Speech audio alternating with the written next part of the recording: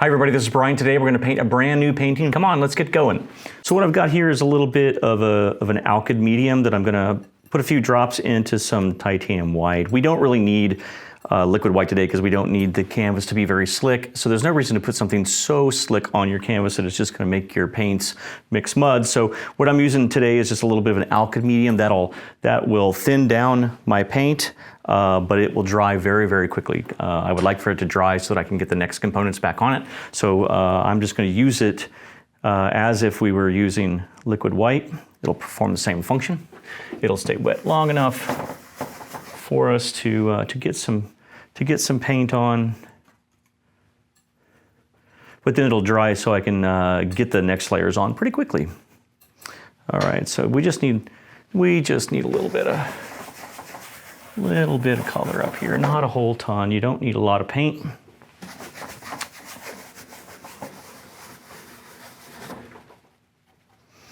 So I'm just going to do this very quickly and I'll speed through this. You don't need to watch me do this whole thing.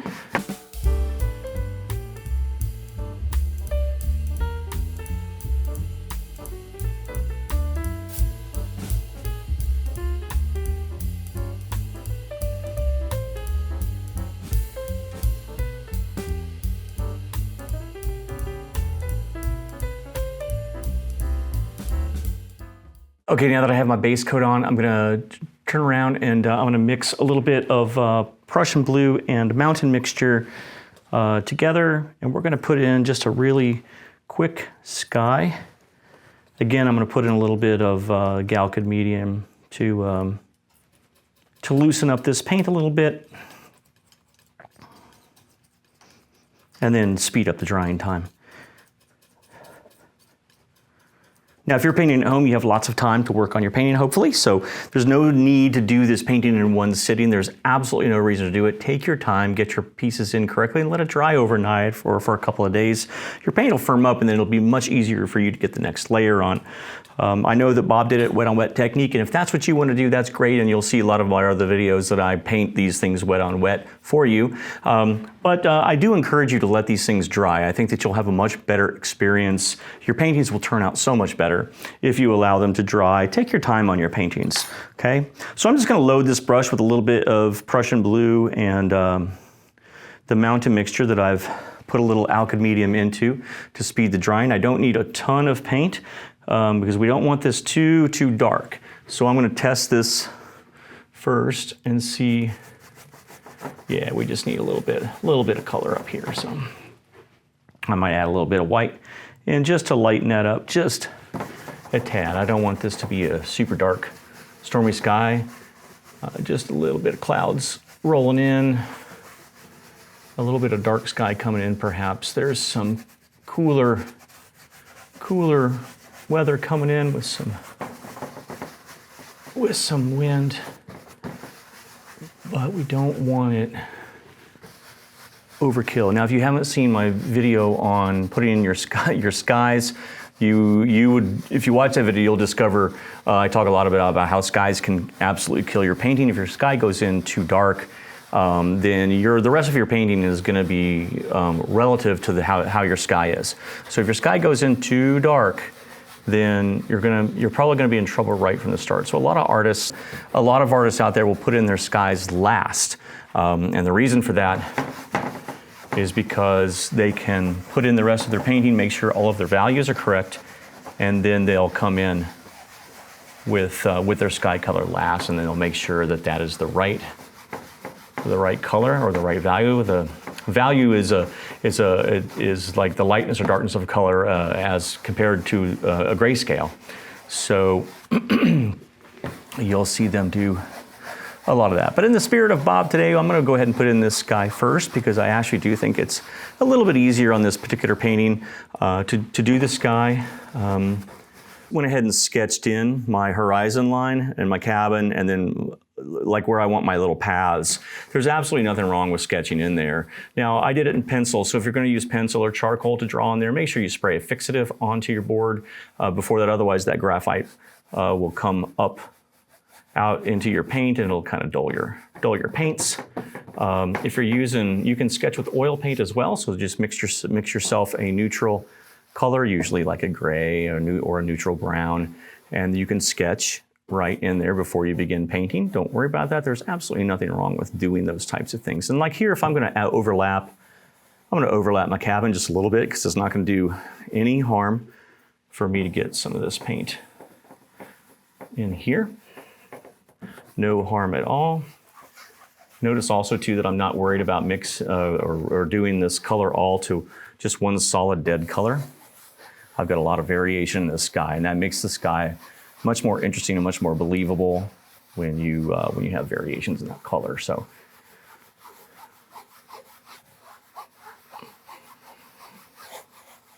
All right, I'm just going to speed up through the last couple of minutes of this.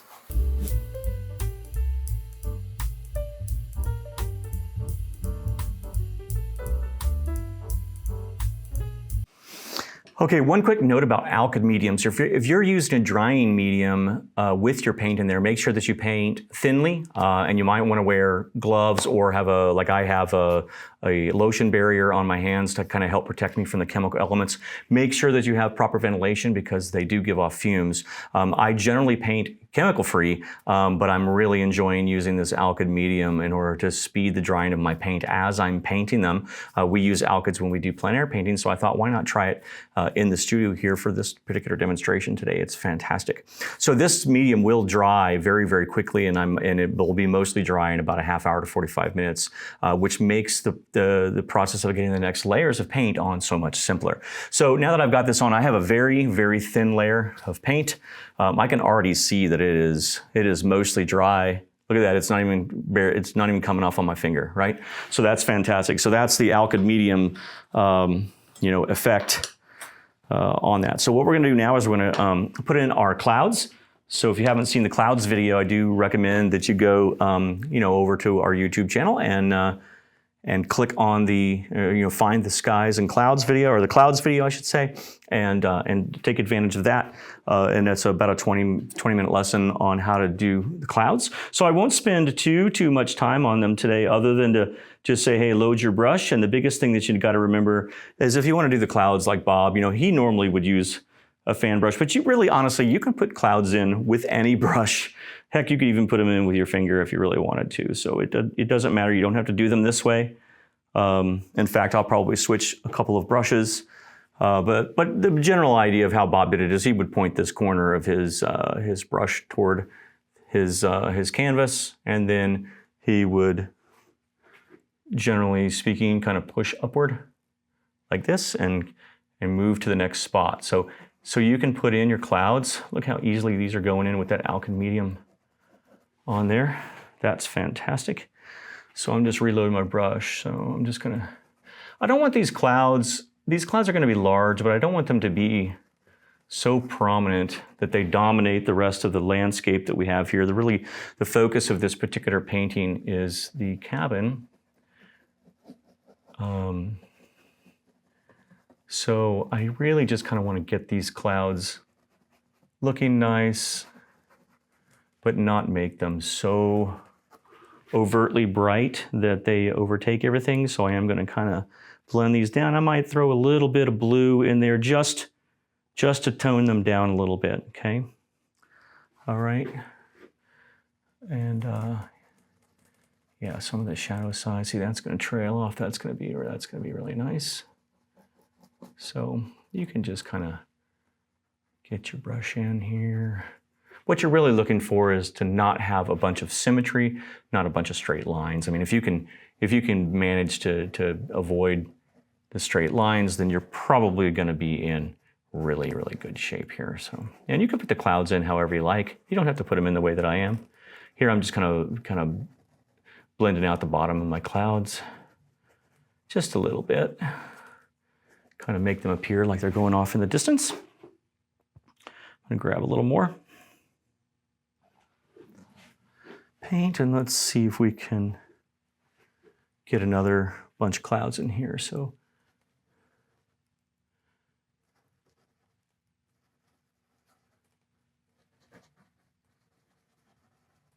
now I'm taking my time. Now you notice I'm not going 500 miles an hour. And I'm probably gonna come in here with a little filbert brush after I get kind of the basic shapes of these in to kind of, maybe emphasize some of the areas inside the clouds. And I would also recommend to you, I know that I'm doing 2 clouds here, but I would recommend finishing your clouds before you go to your next one. So I'm gonna finish these 2 because they're not really gonna overlap. I'll show you how to finish these off, and then I'll move on to some more. And the reason why we do that is because we want each of these clouds to be kind of independent and distinct. And if you want to do some blending at the bottom, then you're going to really need to do these individually before you move to the next one. Otherwise, you're not going to be able to blend. Yeah, I paint both-handed, so righties and lefties should both be able to benefit from seeing the way that I'm doing these things. All right, so I'm doing this pretty quickly, but I'm not in such a hurry that I'm not kind of paying attention to what I'm doing. And see, right now, I mean, you can really just put in clouds however you like. Okay, so let's finish these off. So I'm gonna put this fan brush down for just a moment, and I'm gonna go pick up, oh heck, I'll just use that same 2-inch brush that we were using before. I'm just gonna kind of wipe it off pretty well, get some of that excess paint off of it. And what I'm gonna do is I'm just gonna use the bottom or the top corner of this brush here. I'm gonna rotate my brush up a little bit just so these are touching the canvas and I'm not using the full brush. And I'm just gonna kind of dance in some of this here and there, just kind of jiggle this around a little bit.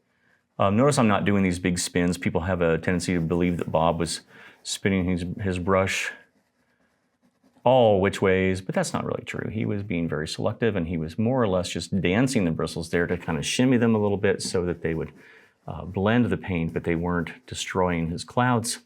So you can kind of strategically get up in here and blend out your clouds to give them a little bit of shape and texture and to knock down some of those big ridges of paint that may be sticking up off your canvas, because these are far enough away that you don't exactly want a whole bunch of texture on these clouds right now. The texture really should be much more in the foreground of your painting. So since these clouds are off in the distance, we don't want a whole bunch of texture in them, okay? So that's step 1, is just to kind of do that. Step 2 is we'll just kind of, I'll exaggerate this motion. I'm gonna kind of swoop up and away and through my clouds, and that'll just kind of give them a little bit of a fluff and show a little bit of movement in the clouds. I mean, that's the thing, is when you do this, it shows a little bit of movement in them. And then we've got another step here, which is to kind of, you can rotate your brush. Well, here I'm gonna wipe out this excess paint first, and then you can kind of, if you wanna go slow, you can go one direction, or if you wanna go back and forth like this, you can do that, but it's just very, very light pressure, just to take out the brush strokes from your blending. And that's all there is to it. So if you want to put in some more clouds there, I'm going to go ahead and speed this up so you can see how I put in the rest of the clouds, but that really is all the steps that you need to do. So I'm going to get in some more clouds, and I'm going to bring them down to just about where I want my trees. So I'll put in another little band of clouds right down here, and then we'll be back in normal speed to show you the next step.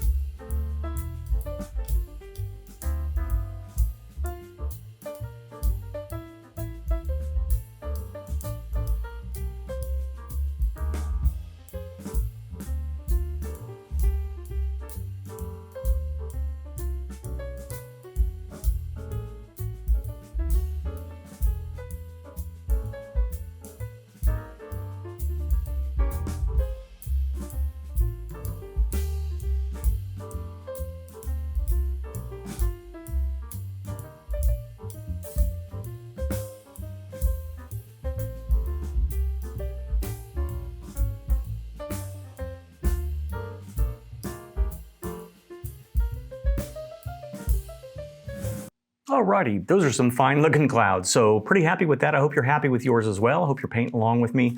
If not, be sure to come back and grab your paints and watch this video again multiple times. Stop and go, come back. Make sure you save it to your watch later so you know that you can always come back to it without having to search for it. Be sure to like and subscribe our page too. It really does help us bring you great content. So make sure you click that subscribe button for us. And if you need any of the supplies are down below the video in the video description. Okay, for the next segment, what we're going to do is we're going to knock in some background trees back off behind this cabin, and we're going to put in a couple of rows of those, and that's going to really allow us to get some depth and put some interest into the painting before we try to tackle this really cool cabin that we have up in the front. Okay, so what I'm going to do is I'm going to take a little bit of Van Dyke brown and titanium white and some of this mountain mixture together. I'm going to mix that together with my palette knife and get not a super dark color. The reason why we want to lighten this up with a little bit of titanium white is because white is a cooling color and it also makes things recede off into the distance. So as things move away toward the horizon, they become lighter in value and cooler in color. So this will make these trees appear to be off in the distance a little bit, and we'll put a little closer row up in front of them, okay? So I'm gonna add a little bit more Van Dyke brown to the mix here. And I'm just mixing this paint, flipping that over to make sure that it mixes fairly thoroughly. It doesn't have to be perfect, but getting it through, getting it mixed up pretty nicely is a good thing. Okay, so I'm going to grab a 1-inch landscape brush. You can use whatever that you like. You can use a 2-inch landscape brush. You could use a round brush. You could use an oval brush. You could use a lot of different brushes for this, but I'm going to use this 1-inch brush because it's pretty easy to do these. And all I'm going to do is I'm going to tap the top corner of my brush. You can see this. I'm just tapping the top corner of that brush into this paint. And what I'm going to do is I'm just going to kind of come back here. I'm going to think, as Bob would say, think like a tree, but I'm going to think about what a tree top might look like. And I'm just tapping. See how I'm just tapping this treetop shape in? Okay. It's a really easy thing to do. And what we're doing here is we're putting in the shadows, shadow colors of trees behind this, well, along the whole line, but right now I'm working on the trees that are going to kind of sit behind this cabin. So if you get a little bit inside your lines of your cabin, don't worry about it. We're going to be covering that up with some brown paint in a little bit anyway. So, all right. So yeah, you'll just paint right over that and it's okay. You don't need a lot of paint to stick on your canvas here. You really just need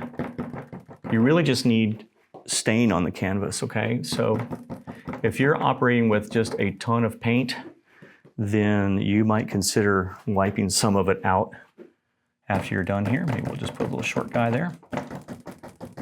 Avoid trying to get into the thick parts of your clouds. If you're trying to fight through titanium white paint, you and your brush are going to lose. Okay, you're going to lose that fight with titanium white. It's a very, very thick paint, so you really don't want to try to fight through it. So kind of plan where your trees are going to go based off where that titanium white is from your clouds. And notice I'm not going all the way to the ground on this, and that's the reason for that is because we're going to tap up and make some mist here anyway. I'm probably going to throw some more titanium white up in there. Because I put such a thin mist or a thin layer of titanium white in there when I started my painting, plus I used the alkyd medium, that paint is probably dry, so I'm going to show you another way to do mist that Bob never showed you on the episode. If I need to, I probably do need to do that. For the reasons I said, it'll probably be pretty dry. Okay, so anyway, so these will just be like the shadows, like the shadowed leaves, the dark spots in the trees, and we're going to come across in the next step and we're going to put a little bit of color in there. So, okay, well, we're going to make another row, but then we're going to put some color in. You understand what I mean? All right, so just a few more here, just to kind of, maybe he's a big old wide big old wide tree there. Here, maybe this guy's got some. Notice I'm just turning my brush to kind of tap in to do that, because I can see that top. I can see that top corner of my brush.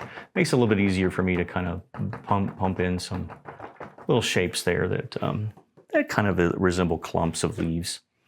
Okay, so, and this will get us to the edge. Let me put a little guy there. All right. So I'm going to grab a clean 1-inch brush. And what I'm going to do now here is I'm going to just, again, use that top corner of that brush.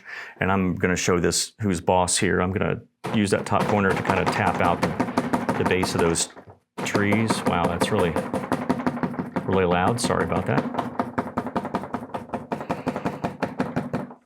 Okay, don't really need a mist there.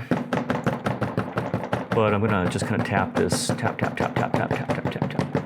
and be kind of random about it. Don't tap just a straight line across. Kind of go up and down a little bit. And you're really just kind of trying to destroy the base of these trees off in the distance. And then what we're going to do here is I'm going to wipe off that stuff that I created there, the paint that I got on my brush. And what I'm going to do is I'm going to kind of lift up and away. So up and away from your canvas. So, and that'll kind of take out the tap marks, and it'll start to create a little bit of mist. But I think I'm going to want a little bit more, I think a brighter color here. So I don't just want this brown going up. So like I said, because I did not use liquid white, I used the alkyd medium, which I still think was a good call. I'm probably, because I'm operating with really like fantastic, great dry paint here. I think what I'll do is I'll add a little bit of titanium white to my mix, and then spin that in. But what I am going to do real quick, because I like to manage the edges of my cabin, I'm going to take a paper towel and I'm going to come in here and just try to reclaim the lines for my drawing. All right, just so that I can still see them. Otherwise, when it's time to get to the cabin, I'm going to not see them and have a big mess on my hands. Okay. I can mostly see those. Cannot really see this top. So I think I get it. Yeah. All right. Just reclaiming this. All right. So, okay, so I think I said I was going to add a little bit more titanium white into the mix, and I will. I'll just get a little bit, and I'll show you what we can do here if I can get this to work for me. So I'm just going to kind of spin this titanium white in just a little bit, just at the base of this. I'm just using little circular strokes. Okay. And you can decide how bright and cheery you want your mist to be. What I'm really just trying to do is establish some distance, right, in between my rows of trees, and this gives us a little bit of space to operate in between the rows that we're going to put in. So, and then there we go. Okay, so now we have some mist. All right, so back to my dark brush. I'm going to add, in order to darken, because remember I said as things go off into the distance, they recede, they become lighter in value and cooler in color. So what I'm going to do now is just add some Van Dyke Brown into that mix, just to make it a little bit darker. I could even add a touch of Mountain Mix in there also too, and I'm just adding it into the edge of my pile, not in the whole pile. In case I need to go back to that color for any reason, I have it. In fact, I can take that color here that I was using before, and I can set that aside somewhere just in case I need an emergency pile of paint to do a correction or whatever. Okay, so now I can just reload the brush the same way. There's absolutely nothing new to show you here, and you can put in smaller sets of bushes right back in here. So, and then across the way as you see fit. You can even turn your brush sideways and you can kind of push upward if you want like some shorter little bushes. You can load the whole brush if you'd like to do it that way, but you can kind of push up. See, I'm just kind of pushing, or you can tap like we did before. So, all right. Notice that these are a little bit darker in value, which means that they appear to be a little bit closer.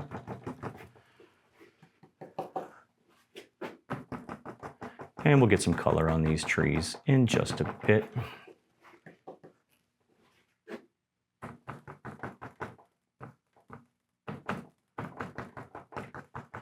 What you want to make sure you don't do is kill all that mist that you have in between there. That mist serves some purposes, and that allows us to have contrast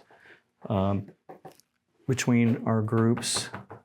And it also gives the impression that there's distance. If there's mist there, that means that there is what do we call it? Atmosphere. So there's atmosphere bouncing light around back there, and then that implies that there is distance between the rows as well. So that really helps you with the illusion of depth. So make sure that you do that. You don't need to retap these out and create mist in front of these. This is the way that this is going to work. Okay. So before we move on to the cabin and the lower part of the painting, what I'd like to do is to get the highlight colors on the background trees and get those starting to set up so that we can move into that cabin and to the ground below. Okay, so the way that we're going to do that is I'm going to grab a clean 1-inch brush. So if you need to wash your brushes and dry them, make sure that they're clean and dry. It would make it a lot easier to get this nice clean color on here. So if you don't have a nice clean brush and you start putting this really dirty brown paint into the paint in here, it's going to muddy up your paint. Your colors aren't going to be nice and bright. So what we are going to do here is I'm going to use a little bit of liquid white in this particular case. I want to loosen up and take out some of the color intensity of the yellow that we're going to use for that background tree. So you can use any mixture of the yellows that you'd like for the background, or any other color that you want. Anyway, I'm going to take a little bit of the liquid white out into onto my palette, and that's going to soften things up quite a bit. You can also use linseed oil or anything else, but like a linseed oil titanium white mixture. If you go just straight linseed oil though, if you're not using liquid white, or you're not using some other wetter agent that's white, you're not going to get the color intensity taken out of the foliage color that you're using, and those trees are going to seem very close to you. So make sure that you kind of dull down that color, cool it down. Remember, cooler is a receding function. So yeah, so make sure that you don't want that super intense color going in. Okay, so you can do it a couple of ways. Bob would just load his brush right from that, and I do tend to do that as well. So I'm just going to pull some of this liquid white toward me, and I'm just going to go into some of this cadmium yellow, and you should see it brighten up. I hope this brush is going to work well for me. All right, and I'm just going to get that into some of this yellow. Okay, so now I've got a brush that's loaded. I don't need to push really hard for this, but I just kind of need to touch and give it a little teeny tiny push, and you're going to start to see the paint. You should anyway, if you have it loose enough, you're going to see this paint start to come off of your brush, and you can do it. So don't try to force the paint, because forcing the paint will just mix mud. Okay, keep your brush loaded, and okay, getting some of those areas that might be hitting that sun. Our sun source, by the way, is coming we're not quite at sunset, so we're coming a little bit, kind of a diagonal from the right, so it'll illuminate the front of these trees and then cast a shadow on a fence line that we're going to put down here in just a little bit. Don't kill all this dark, leave that dark there, by the way. And you can change the color just a smidgen here and there. So, if you change the colors, you can go into your yellow ochres, your reds, any color that you want. I mean, I don't know what color you're using for your trees, but see, that just gives it a slightly different flavor and separates the trees so we know that this one's a little different, right? So take your time with this. You notice I'm not going super duper fast. And there's no need to. Okay, maybe there's another little guy that's that color that's kind of poking out the back there. Okay, don't highlight these yet, okay?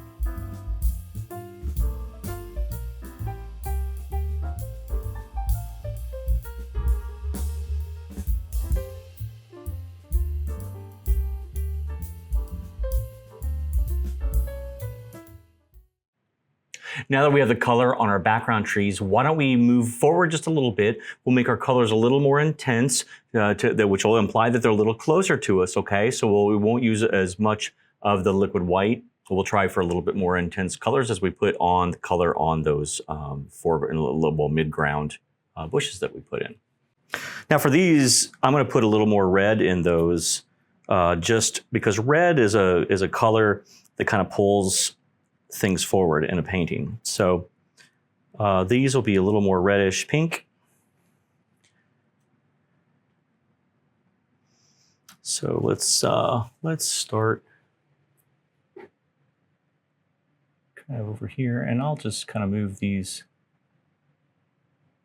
I'll fast forward through this too, because there's nothing really new here to show you. We'll just form some little bushy things back here.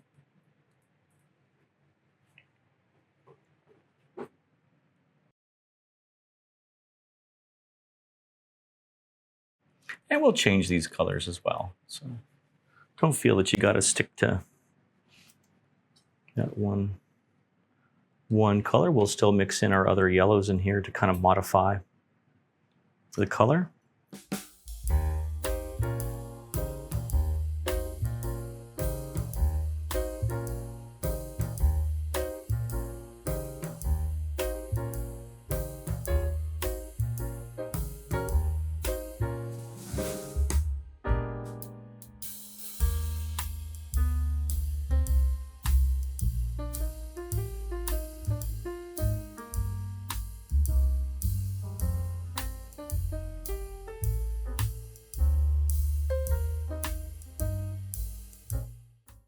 All right, so now we have the bush colors in. Let's lay in some ground at the base of those bushes and put a little contour into our hill. We'll get the dark color in there for now, and then on the next, when we come back in a little bit, we'll come back in and put the highlights on that grass. We'll get these hills in, and then we'll move over to the cabin, and then we'll come back and put those highlights in that grass.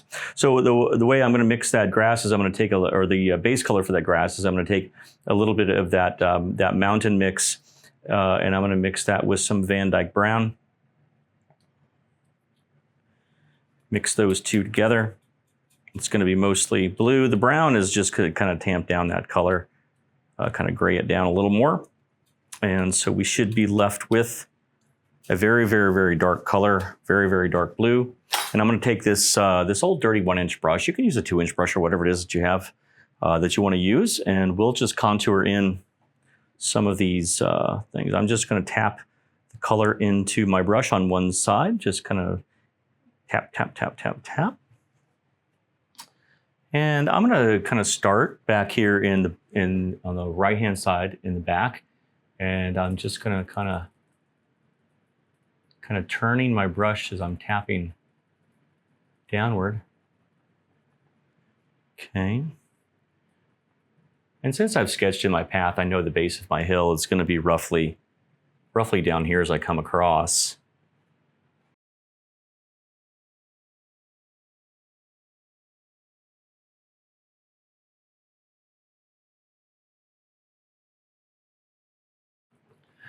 So the important thing here is this will also cut off the bottoms of your bushes, so you can kind of anchor those down into the ground. And you could even brush in your color. Maybe I'll just kind of brush in the color here, because it doesn't matter really at this point how you get it in. Just kind of watch the angles and kind of move downward down your hill. So you can tap it or you can brush it. It doesn't matter, whatever helps you spread the paint in a little better. And you don't want a ton of paint here. You kind of want a nice thin layer, enough to stain that canvas, but not enough to make it goopy and wet and difficult to work with, okay? So always be very careful about managing your paint. It's very important. Get a little more.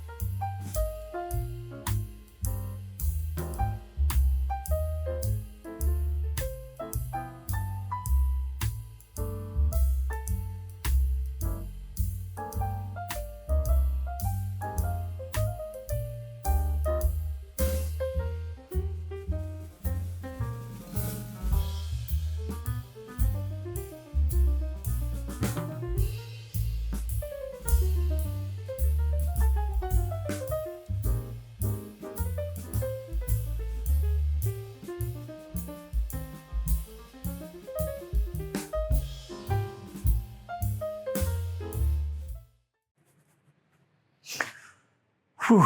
Okay, that was a lot of work. I'm using an 18 by 24 canvas, so that was a lot of ground to cover in a hurry.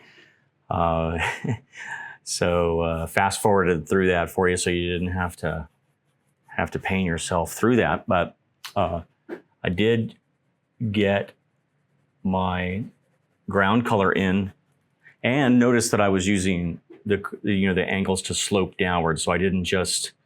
Even if I was grinding in afterward, I corrected the angles, because that'll help guide you, and your viewer a lot of times can see a lot of these brush strokes. Even though this is an underpainting, you want to make sure that your brush strokes are operating or moving in the direction that you want this to go.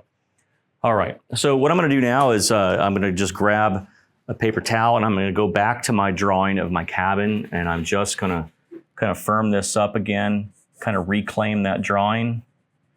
So if you've done that drawing, then you might want to just kind of try to reclaim it so that you don't lose complete sight of it.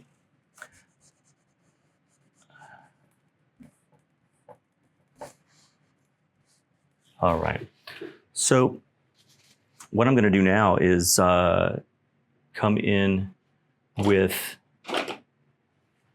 a 1/2-inch bristle brush. Very nice 1/2-inch bristle brush from the Bob Ross Company. And I'm going to squirt out, I need to squirt out some more Van Dyke brown and black I've got some, well, I'll use some Mountain Mix, but I'll need some additional Van Dyke Brown.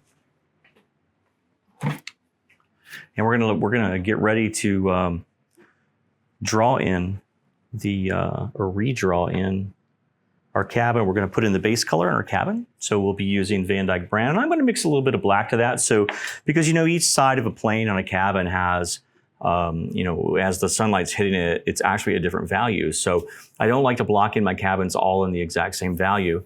I know that the side that is facing the sun is gonna be the brightest on the roof. And then on the leeward side of the roof, it's gonna be a little darker than that side. The darkest area is going to be the vertical wall that is furthest from the sun. It's not getting direct sunlight. And then of course the front of this particular cabin is going to be somewhere in between. So as long as I can get some differentiation in those colors, that's good enough for me. I'm not trying to be crazy about it, because the most important thing for me is that I block in the colors, so that I have some darks in there. I'm going to let that dry, and then I'm going to come in and put over my highlights. So my highlight colors are really going to be what's going to distinguish those sides even more so than what I'm doing here. But I do want to make sure that I have some differentiation, and I'm going to try to redraw these lines in. So look for a place from a little maul stick. This maul stick that I'm using here, I'm really on a big canvas, so it may be hard to use, but this helps steady my hand. So it's a nice tool to have. So I'm just gonna kind of redraw this in and hope that all goes well.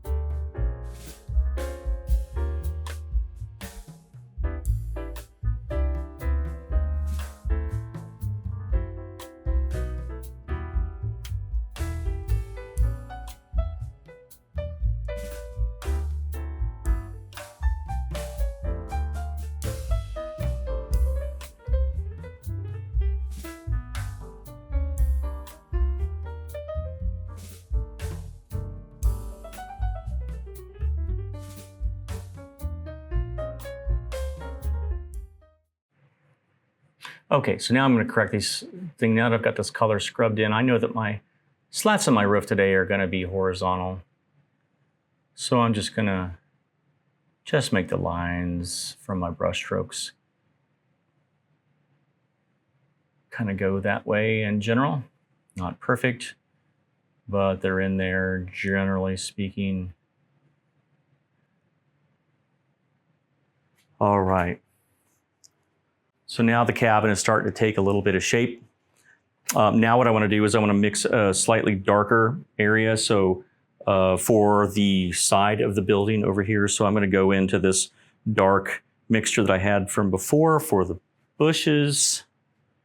And I'm going to apply a little bit of Van Dyke Brown to that so that I can get myself the darkest. I know this will be the darkest side of the cabin. So let's get that in.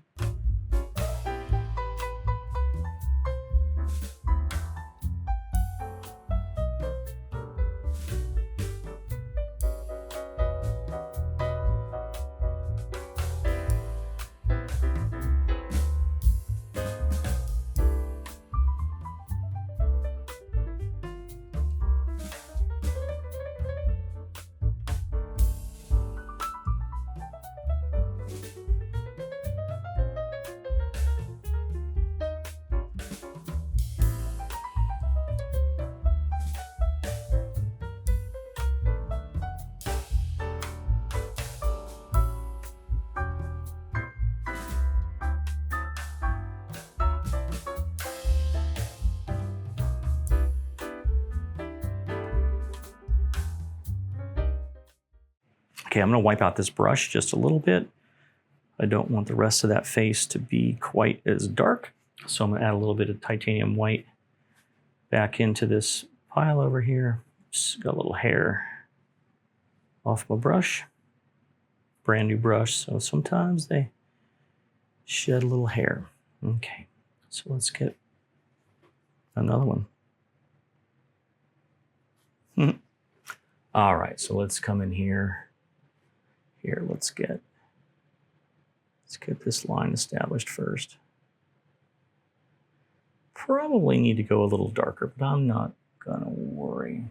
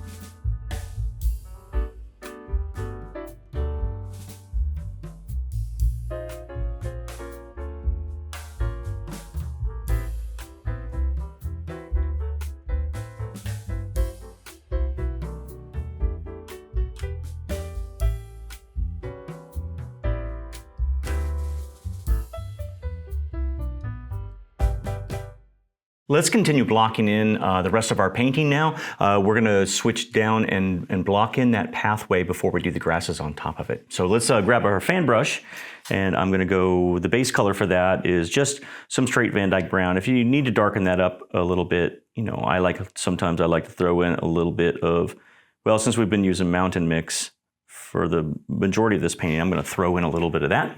But we're gonna take this fan brush and we're just gonna sweep in using back and forth marks like this. We're gonna just kind of sweep in the base color of a path. So take your time with this. Again, it's not a rush. And you don't want this to be really symmetrical either. So you kind of want to bring this up, but notice I'm using mostly horizontal strokes with just slight little rock to it. Okay, and that's important because we can see the angles. And so, you know, doing this angle here like this implies that we're walking on flat ground or mostly flat ground. Whereas those, like of the hill, they're swooping downward. So it gives the illusion that there is a hill here. So angles are very important.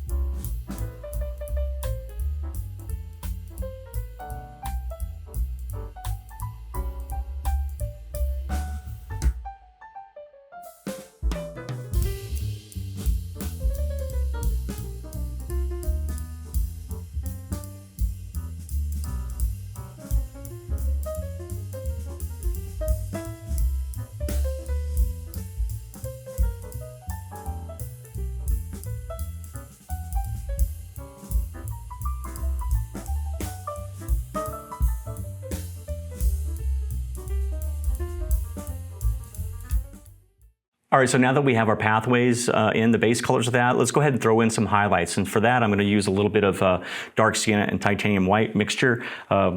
So you don't want it to be too bright, and you can have that. They have this color kind of vary as you go through, and you'll see what I'm talking about. I'm just going to grab some of this color over and move it over, keep my paints cleaner. All right, so you want to, when you mix this, you want to just kind of have a marbly mixture. I'll throw in a little bit of that Van Dyke brown too, just to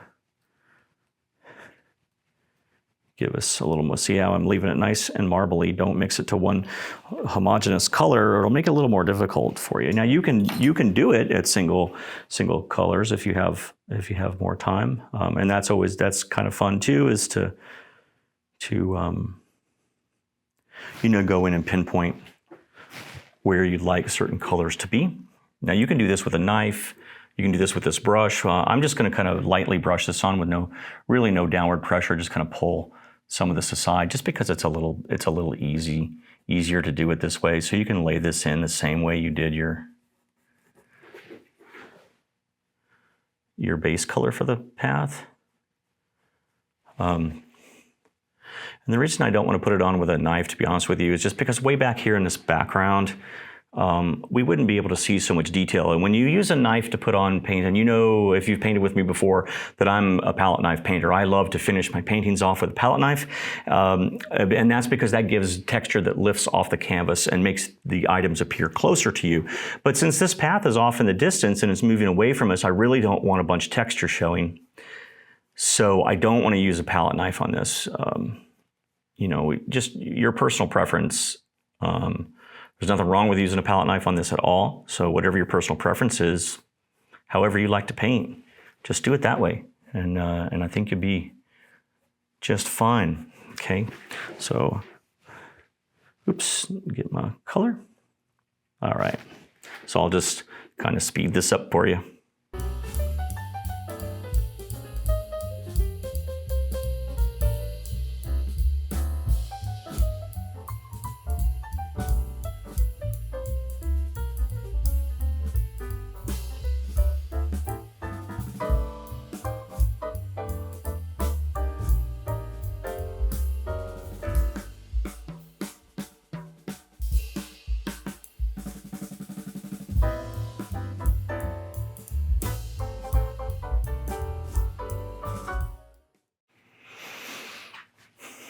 Okay, so we may put some more highlights in later. I'm gonna evaluate this as kind of we go along. After we get the grasses in, we might be able to go back in after I finish the painting. I'll probably go back in and show you how to do some corrections and maybe put in some additional highlights in here. But for now, what I'm gonna do is I'm gonna go back to a 1-inch brush, and I'm gonna make a mixture here. Let me clean up my palette a little bit to get this out of your way. What I'm gonna do here is mix greens using Prussian blue and cadmium yellow. You get really rich, beautiful greens when you mix your own, rather than just try to take a color right out of the tube. So Prussian blue, very rich color, cadmium yellow, great. But we don't want it all to be one solid dead color. So that's why I kind of put my paints apart. I'm going to take my palette knife here, and I'm going to kind of smash some of that yellow going that way, and I'm going to smash my blue going that way, because should know that yellow and blue make green, right? So, and I'm just going to kind of mix my greens here. So this is going to give me highlight colors and shadow colors all in the same stream of paint. So I want some really brights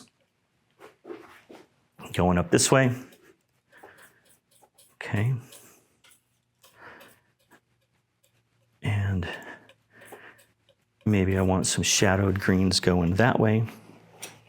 Now, if I want a little variety, I've got red, which is the opposite of green, right? Red is the opposite on the color wheel of green, so that will gray it down or tamp it down, right? So that it won't be so vibrant. And then I've got a little yellow ochre for some variation in case I decide that I want to make some additional variations in the color. I'm also going to get out some additional cad yellow here, just in case I need it back in the mix here. I might not, you never know. You might want it a little brighter in spots than in other spots. Okay, so I'm gonna go back to my 1-inch brush, and just like what we did earlier for the base color of the grasses, I'm just going to load one side of the brush by tapping into some colors. Now, as things move, as grass moves away from you, right? We talked about this earlier when we were talking about the skies and the trees, that as they move toward the horizon or away from you, they become you know, lighter and grayer in color, grayer or bluer in color. So grass will tend to go toward the shadow side, which is on blue. So since this area down over here on the far right is moving away from us, I'm gonna be putting a more bluer, darker mixture over there. And as we get to the focal point, which is the cabin, I kind of want those grasses to be really nice and bright. So I'm actually going to start there, and that kind of helps me keep my brush relatively clean. It's easier for me to move from light to dark than from dark to light. So I want to, what I'm going to do is I'm going to rotate my brush downward, and I'm just going to come along the sides of this cabin, tap in some grasses. That's going to be too bright for there, to be honest with you. I'm probably going to come over with some darker green now that I've had a chance to evaluate that brightness. It's pretty bright. So, you know, I'm going to darken this down in a second pass, but over here there would be lots of sunlight, so I can have some of this be nice and vibrant, but I'm going to go for a little more green than just yellow. Here we go. Now we're getting closer.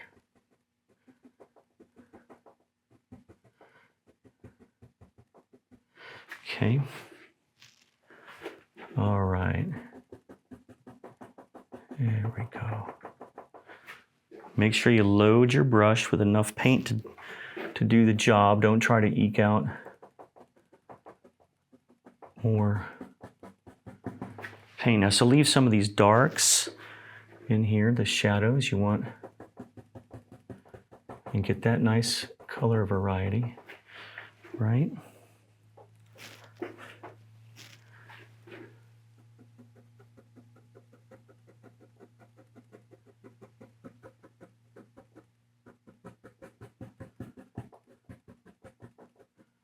And we can punch in some of these greens over against this cabin as we move along, right? So don't worry about it if you're getting a little bit of paint on your cabin.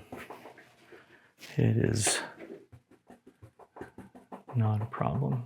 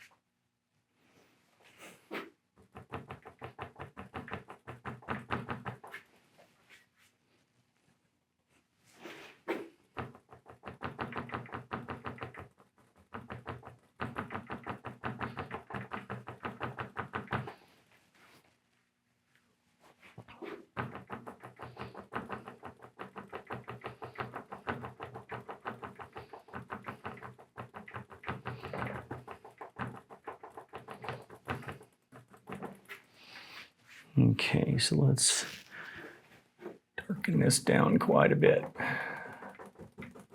That was so super bright. now it's going to be great. It's going to catch some of the light coming around here. Be nice and bright.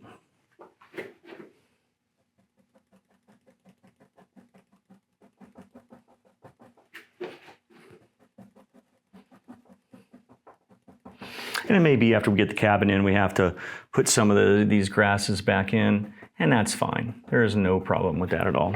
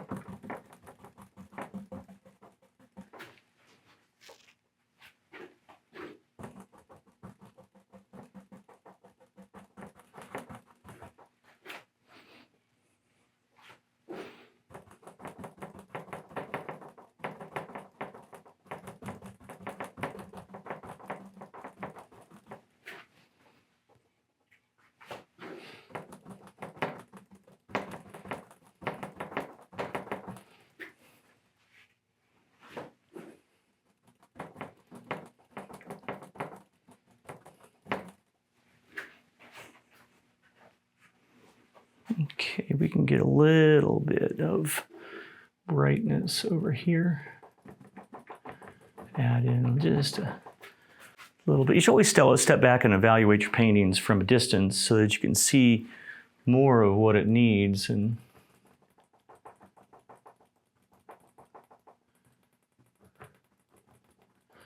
I love the little variations in the color like this, because it shows that the ground isn't just straight flat and boring. It's got texture and movement to it. So I like coming in here and adding in these little bumps and all that good stuff after the fact. Got some little taller grasses maybe growing. Maybe that's how that's working. And then this is going to kind of fail. Too bad we're going to destroy some of this with the tree. I think it looks really nice, but hey. Okay, so let's get to this cabin. I'm going to lay this brush down. I'm probably going to need it again later. No need for me to wash it out right now.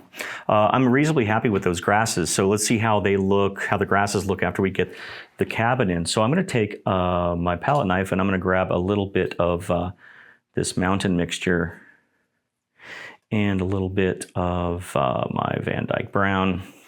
And I'm going to do the roof, kind of the roof shingles with this. And it'll be this will be the opposite side of the sun. So this will be, they'll be really pretty dark. So I'm going to take this, I'm going to take a little bit of titanium white to mix in there and kind of get it kind of marbly. Okay, so just another example of how you can use a little bit of marbled texture. All right, just mixing that in there. Don't mix it all solid. I'm just going to use the long edge of my knife and just pull a little ribbon of paint in there. I'm going to see how this goes. I'm going to need to get my old man glasses so that I can see a little bit better. I'm just going to use the small edge of this knife and I'm going to just kind of touch up here and kind of just pull downward just a little bit to imply that there's some shingles or boards up here. Not sure how this old guy did his cabin for sure, but we do want to pull downward just a little bit. And you can have these be, you can do these however you want. I'm going to do these kind of like some uneven boards or shingles up there. If you wanted to paint it solid, like it's a metal roof or something like that with another color, maybe you want a red roof. Maybe you want to leave a lot of rooms like this is an old dilapidated cabin that the roof isn't really functioning very well anymore. I mean, it's all up to you. This is your world, so you should do it however you like. So I'm just kind of pulling down slightly. What I'm doing is just kind of leaving all of this broken color up there. And I'm leaving a little bit of that undercolor in between each row that's just kind of showing through. And depending on how this looks, I could come in with some highlights after the fact. Also, the angle that I'm using is I'm matching the angle of the eave, which has kind of a downward slope toward the horizon off in the distance. So I don't want a lot of detail on this roof, right? The focus is not on the construction of this roof. So I don't want a lot of detail. I am putting a little bit of texture on this though with the knife. Again, because this is the focal point. I mean, the cabin itself is the focal point, not the roof, but the cabin itself is the focal point. I am inclined to draw attention to it by having a little bit more texture on it. But that, again, that's up to you. You could paint this flat with a brush if you wanted. You know, there's nothing wrong with that. Here, I'm just going to kind of touch the canvas, pull down a little bit less, just to get a little more texture there. Okay, maybe I need to firm up that back edge.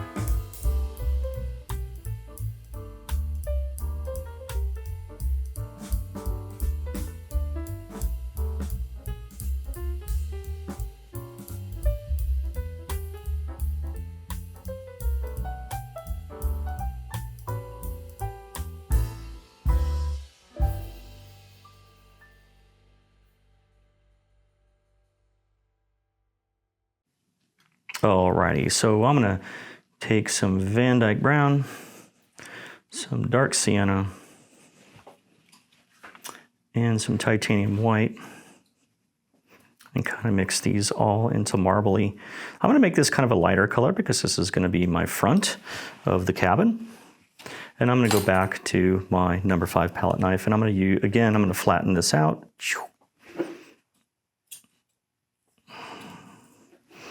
Not as marbly as I would like.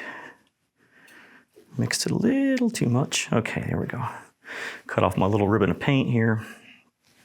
You don't need too many, or too much. God, I can't talk. All right, so what I'm gonna do is I'm gonna put in some vertical slats. So I'm gonna do that by touching my knife and pulling slightly.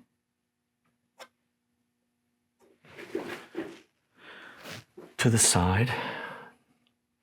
I want that to be brighter.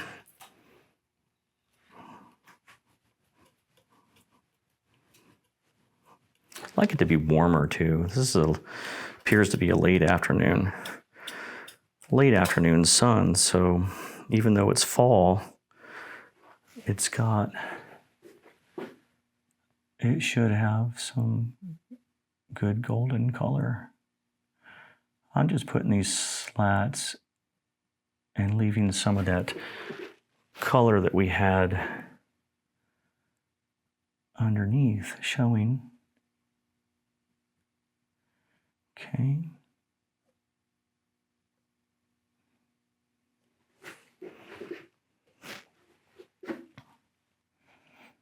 Now I'm not going all the way down because we're going to have some boards going vertical on the face here on the gable, and then on the walls we're going to have horizontal boards. So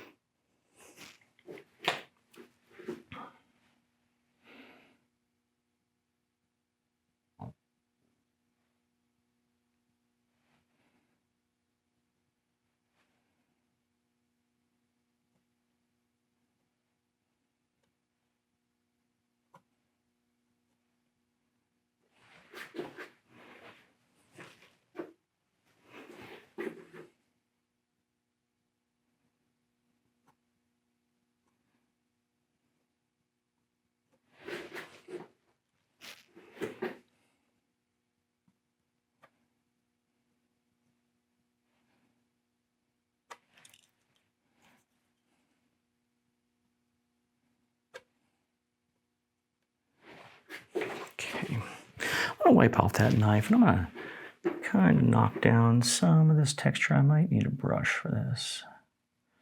Don't want all these big peaks up there. So yeah, let me grab a little brush here. This is a, gosh, what is this? Number 6 flat. Now I'm just going to brush down some of this texture. Very light.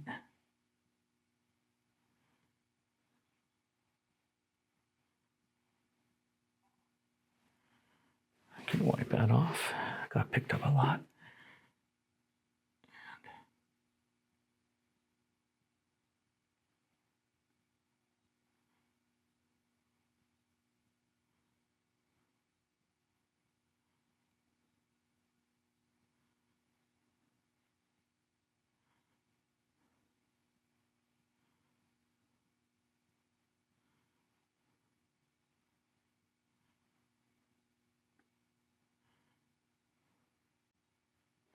All right, very nice. Okay, that is, as I stand back at that, that is better. Okay, so I'm gonna go back to a little bit of that straight Van Dyke brown, and I'm gonna cut this off right where the walls would begin.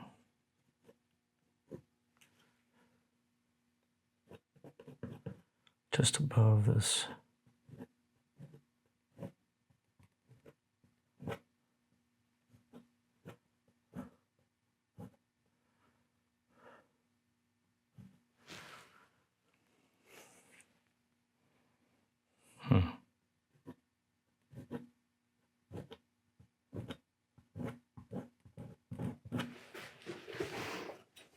Okay, let's fill that in. I'll go back to that little brush just to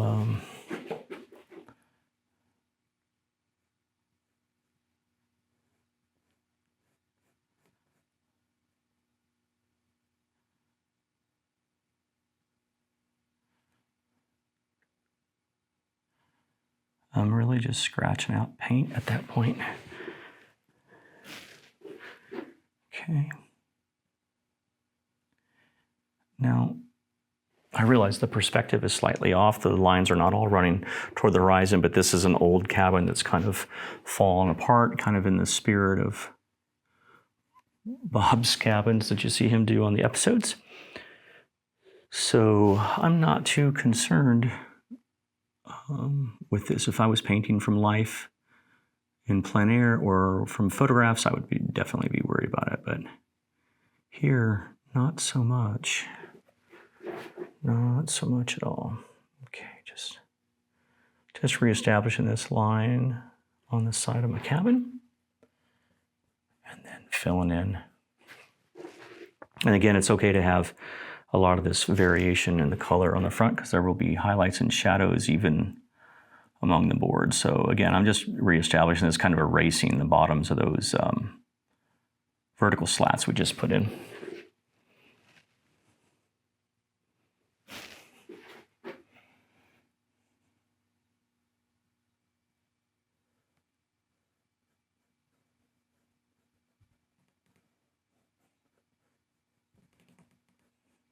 Could also take a paper towel and wipe this out.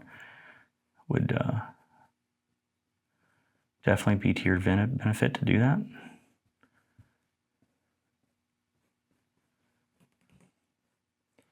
All right, so that variation color, I think I'm okay with.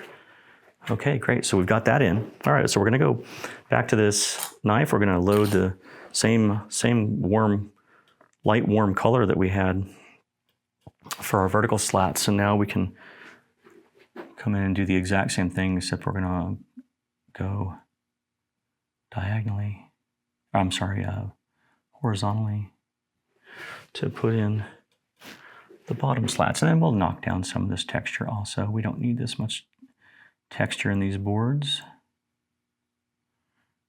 unless you really want your cabin to feel dilapidated. Then that would be fine if you left all that texture in there. We'll reestablish that doorway with better paint. We just blocked it in earlier just to give us placeholder. And we'll finish that up after we get this in. Okay. All right. So I'll switch to the small edge of the knife for over there. Here I'm just gonna kind of pull downward a little bit. Leave a little space like we did before.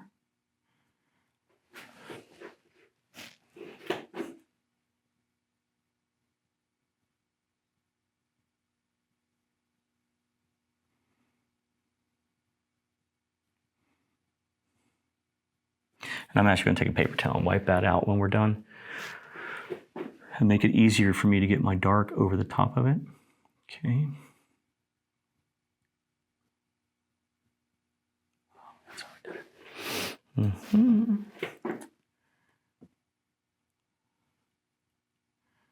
Okay.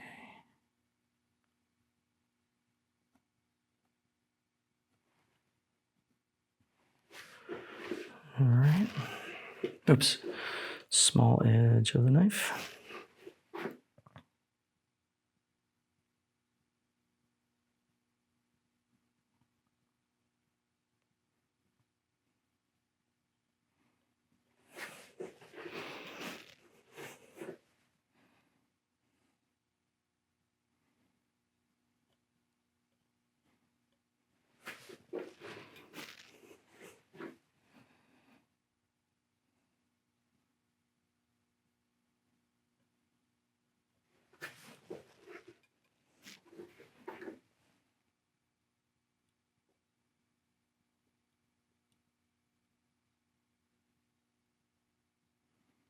Okay, back to the long edge.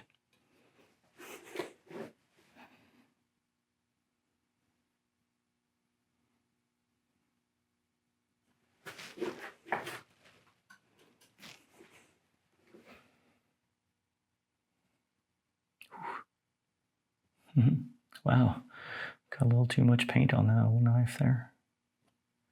Big logs.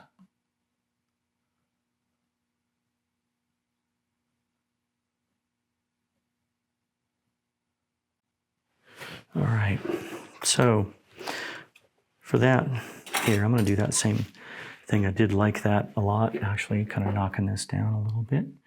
Very gentle touch if you're doing this, just very barely knocking down those peaks.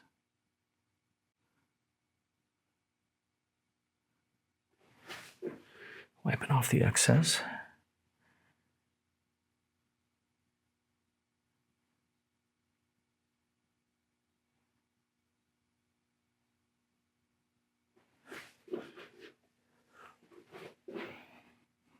Much better, much better.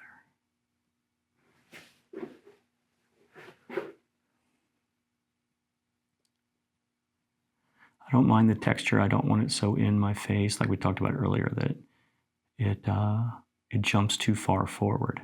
We need it to seem like it belongs in the position that it's in the painting. And there's so much texture from this knife that it just seems like it should really be a foreground element if it's this pronounced, if these peaks are that pronounced. So I might go back in the corrections phase and punch in just some additional darks into this face in between the slats with the sharp edge of the knife. I can put some more in there. Okay. All right.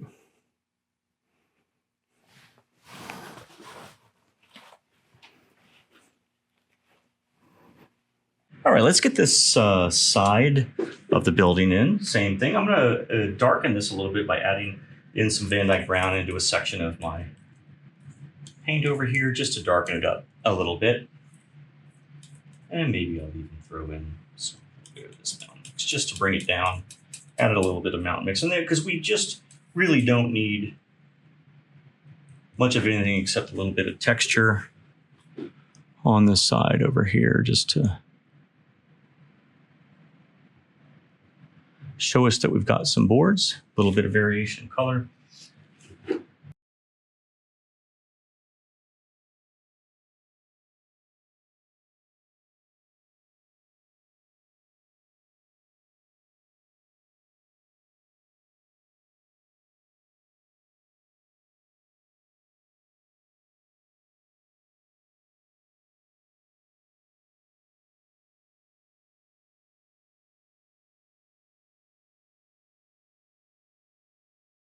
Kind of correct up this little line here. We're going to make some minor corrections on this cabin just to get the doorway and the window in.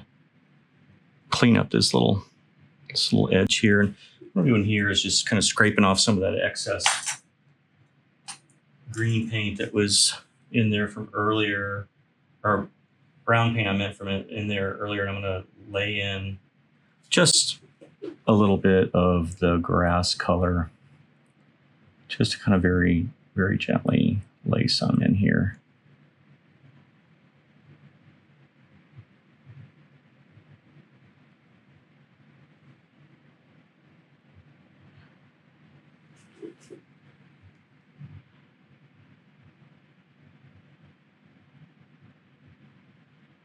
Okay, so that cleans that up a little better. This side of it is a little higher because it's obscured by the view of the hill, so I'm okay with that, perspective-wise. All right, so let's, I'm gonna rinse out this brush real fast. And then I'm gonna go into just some of my dark color that I used earlier for this. Let's see if I can.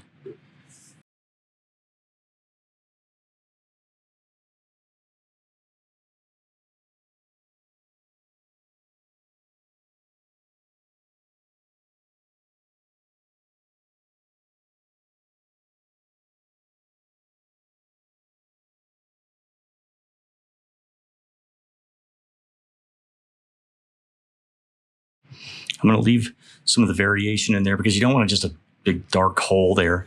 That never looks right. So having a little bit of light that's entering through that door, maybe it's smacking on a empty wall or something back there, just seems to make a little more sense. Okay. Anytime you have oh shoot, I just made a boo-boo. Anytime you have a solid dead wall, or I mean a solid dead door or window, that really doesn't ever quite look right. So you can just make these little corrections. This doesn't have to be perfect. This is probably a hand-hewn log cabin. So Not too worried about it. All right, let me get some of that in that window. Just to firm up.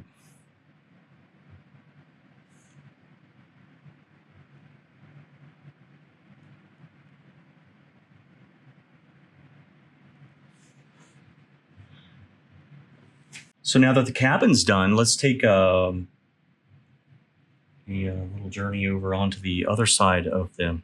I'm going to load my fan brush on both sides very well with the paint.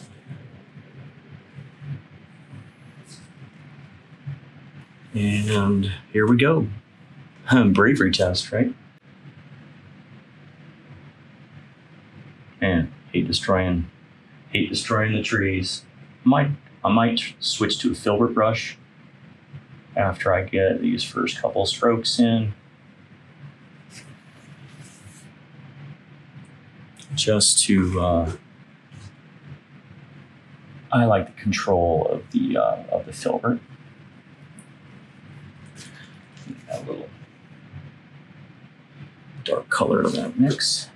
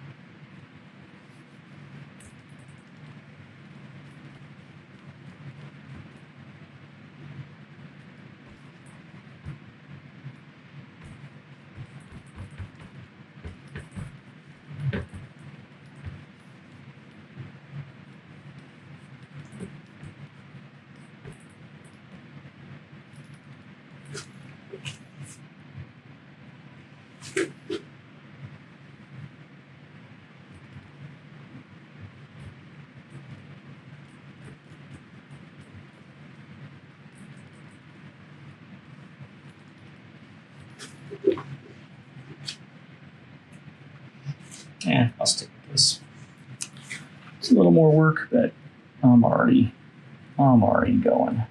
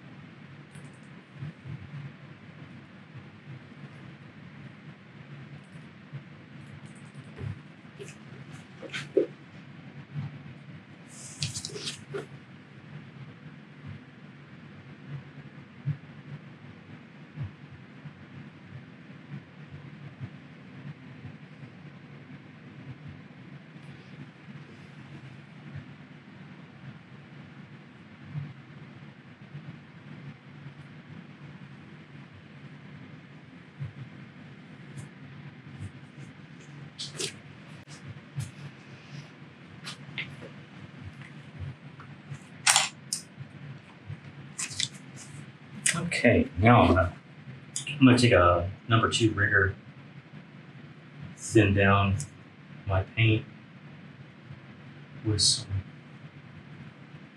Falcon medium.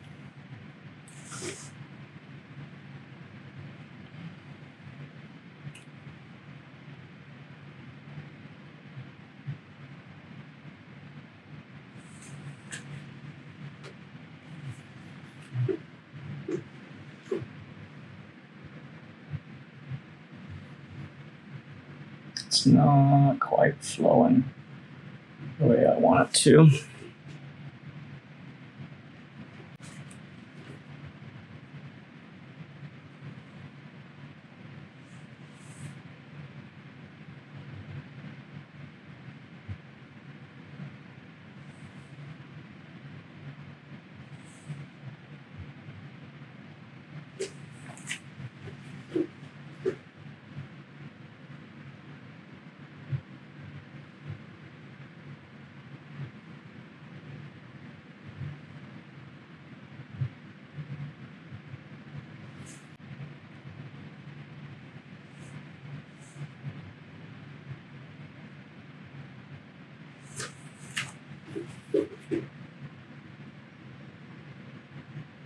Okay, new plan.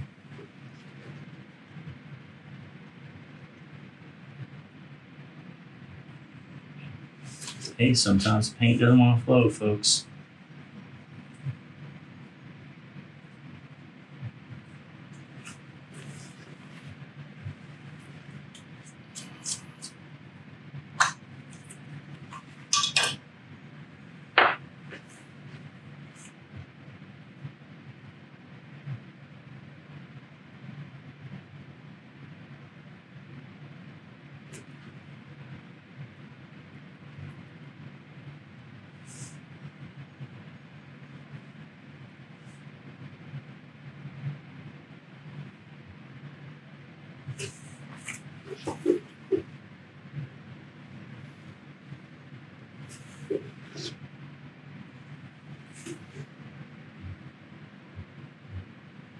There.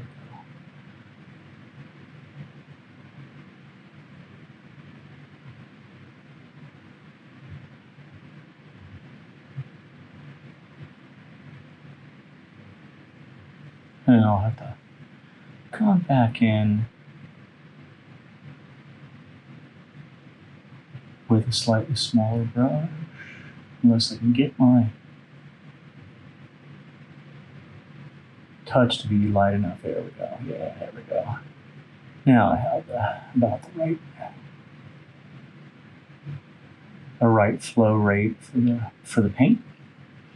So let's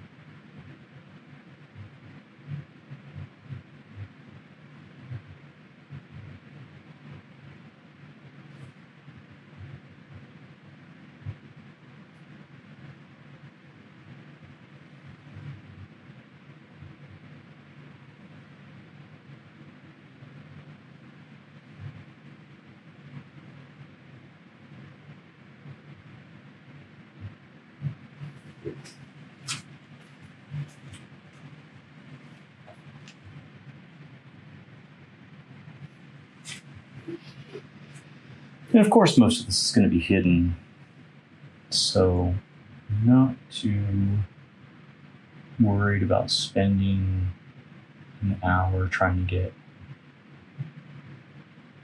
the most perfect tree ever painted, as you can tell.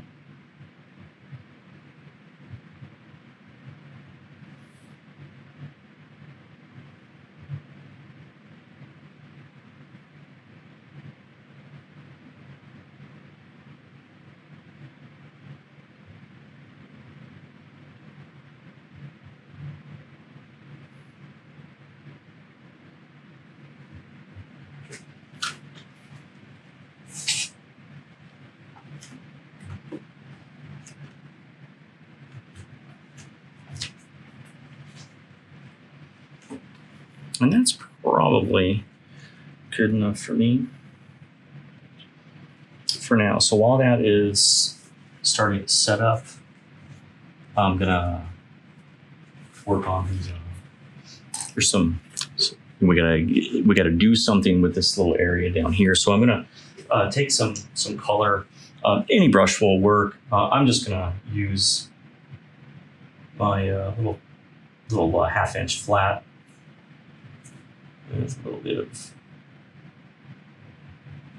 brown, just anything that's dark on the brush.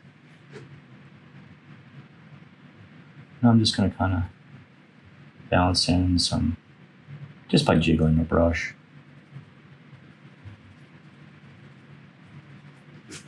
Just some color here, back dark color to give us our little shadows.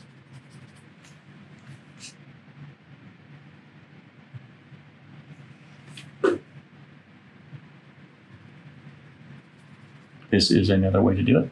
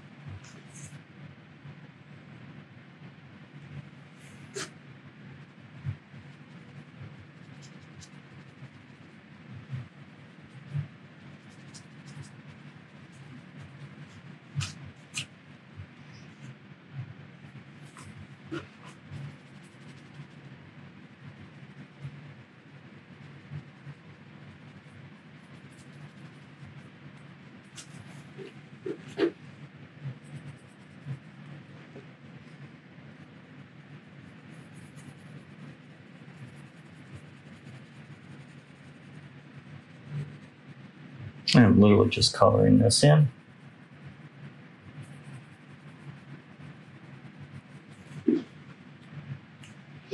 And maybe some of it will come in front of this little root of the tree.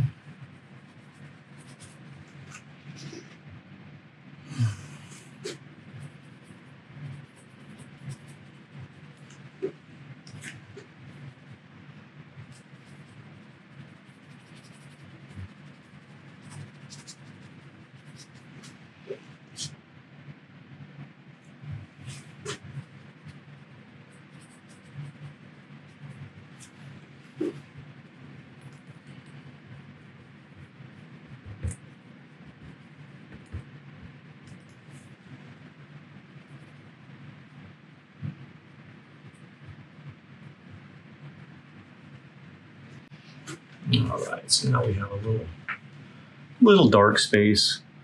Let's try to take out some of that symmetry. All right, a little more random. Okay, so now I'm running out of clean spaces to work here, so I'm going to take a little bit of the titanium white, a little bit of dark sienna, and a little bit of this bright red. Mix this in here.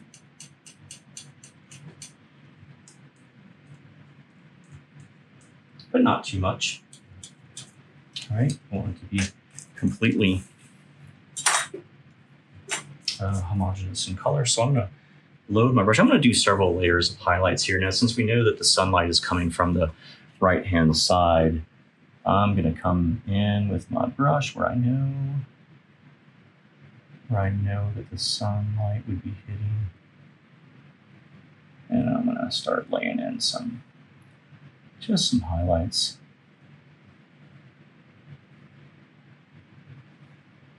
All right, this is where you start to shape the bark a little bit. And we're going to, like I said, we're going to do several rounds. So, and using different techniques. So this will get us a little bit of warm light coming in.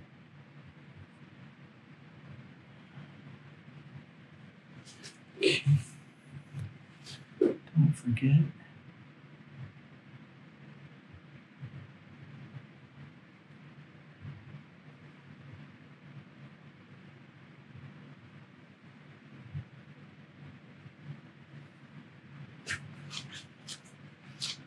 So you can see how quickly the flat shape of the tree quickly became textured. And that's kind of the beauty of that. You know, when you're first learning to paint, a lot of times you'll paint something one dead color and you'll wonder why it's flat. And it's really just because you need to have a variety of colors at a variety of different values. And once you get those things in there, hey, look, we got a little hole in the tree emerging. That's I admit that I like to put those in, so you'll often see those appear. So that is one way that we can get some light on our tree. Okay. I kind of like to put a little bit of kind of a brighter ochre color, and I'll do that too, probably on the cabin. I could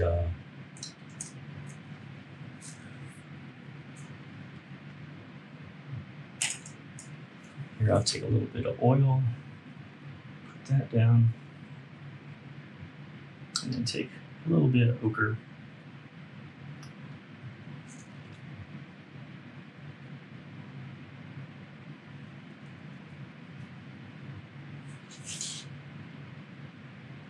All right, so we can take a look at this too as an option.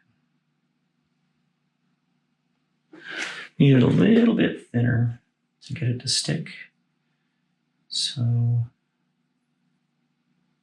I'm using linseed oil here to follow the fat over lean method. So, you know, as you get it to your topper layers, instead of using paint thinner, you should not be using paint thinner on your top layers.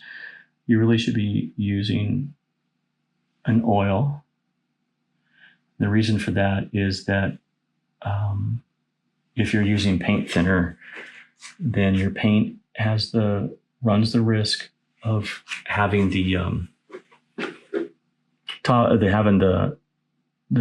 top layer dry, and then the lower levels of paint dry slower. And when those lower levels of paint dry slower, you have a tendency to have cracking that could occur. So you want to avoid.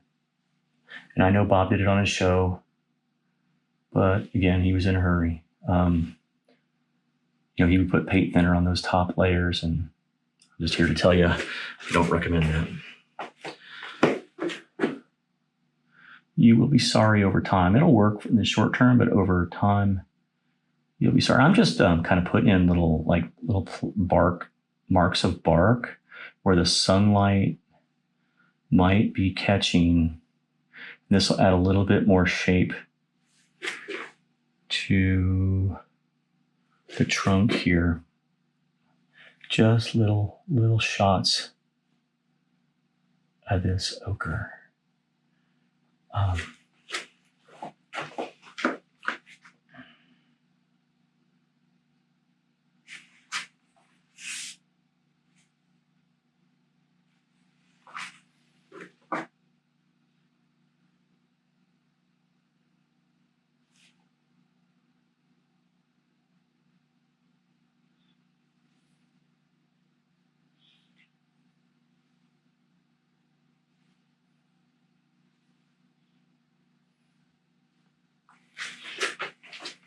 Mm.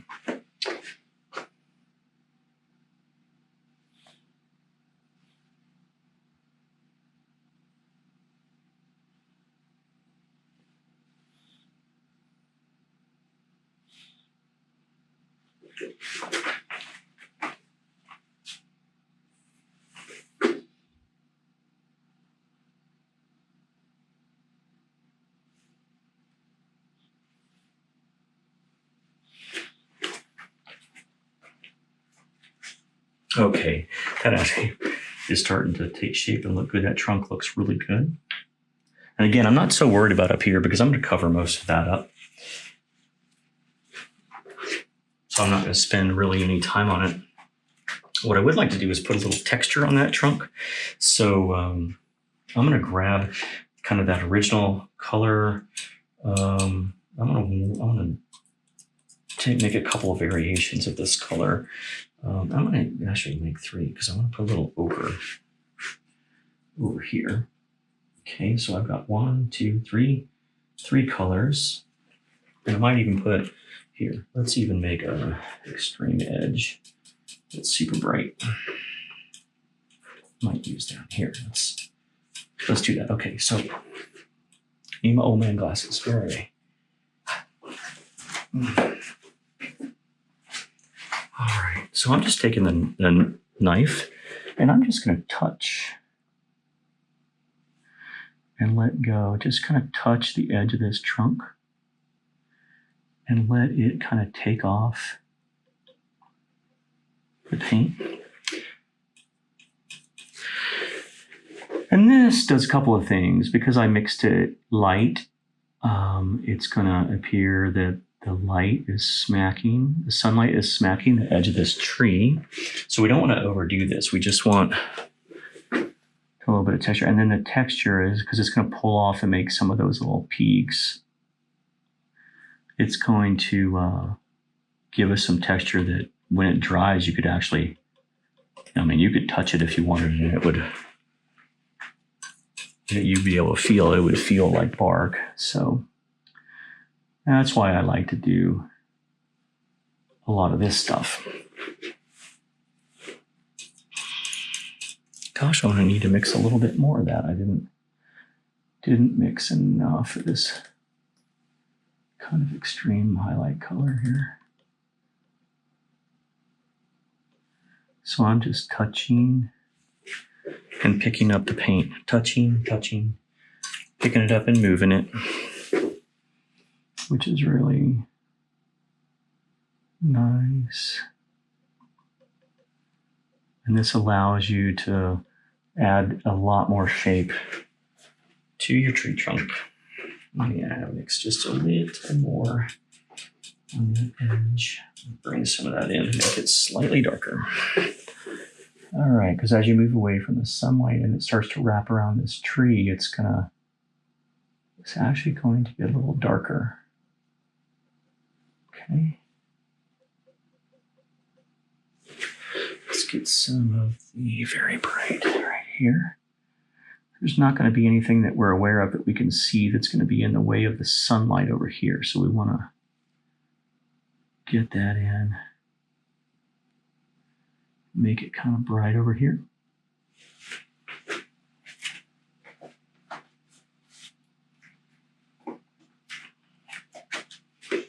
We might get a little bit of this sun hitting right over here, because that tree is not perfectly round, right? We've got a nice opening in this tree. The tree probably doesn't think that it's nice, but it sure does add interest to the look of this tree. So that light might smack down in here too. So let's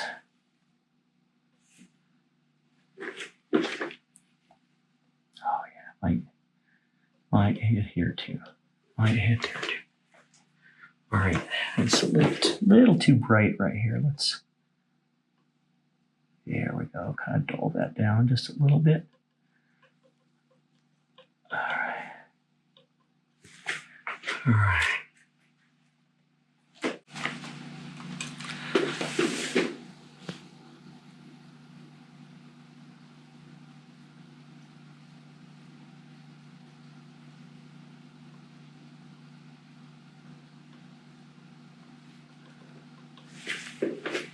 I might want a little shadow color. Let's see if we can mix a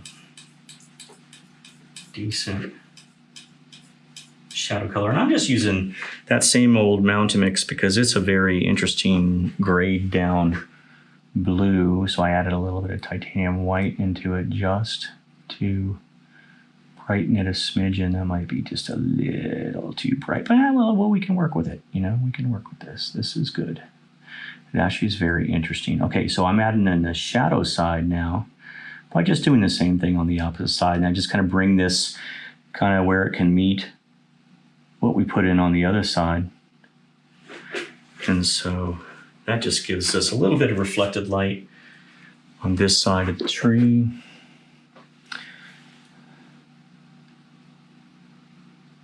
And that'll help us firm up this edge too. Okay.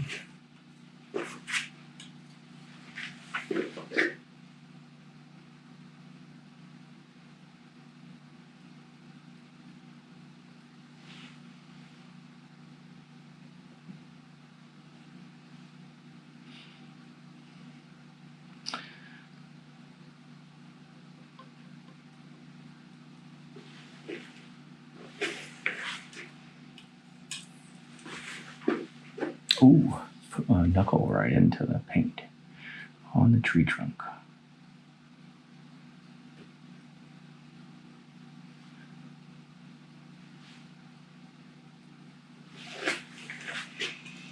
Right now I'm taking a lot of care just to firm up these little areas in the tree where the line from my brush just wasn't solid.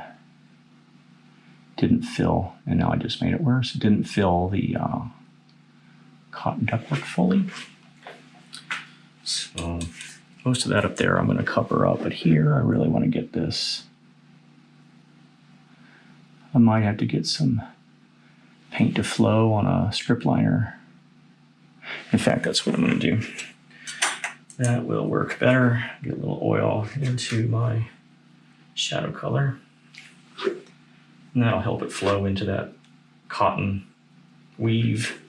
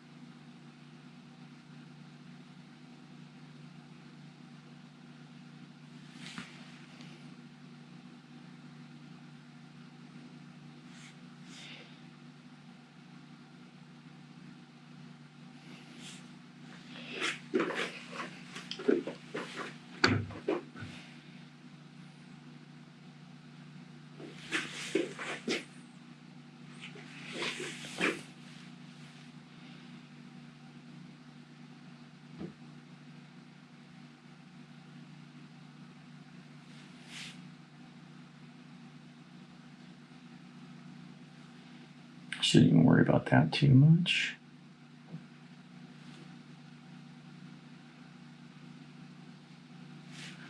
But over here, we definitely want that in. Okay.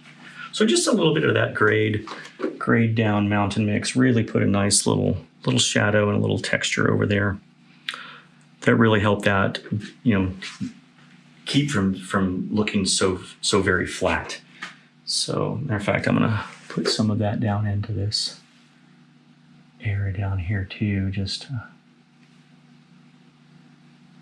add a little bit of interesting kind of tie in that color other places. It's very subtle, but it's there. Okay. Just adds one more nice little color into the tree. All right. Okay, so we'll put some highlights on that cabin still after this paint dries. I'll come back and I'll show you how to put in a little bit of highlights there to make that a little more interesting like we did the tree. The cabin is really kind of flat looking right now, but it'll take shape in a little bit. Okay, so I've got my Van Dyke Brown. I've got some I'm just mixing that in with the alkyd that I've got. Okay, get that flow going. And then I've got a little bit of bright red I'm going to add to that just to warm up that color a little more. All right, so we're going to put on the background foliage, and then I'm going to let this firm up a little bit. I'm going to grab this brush. So just like we did with the background trees back here, I'm going to load the brush here with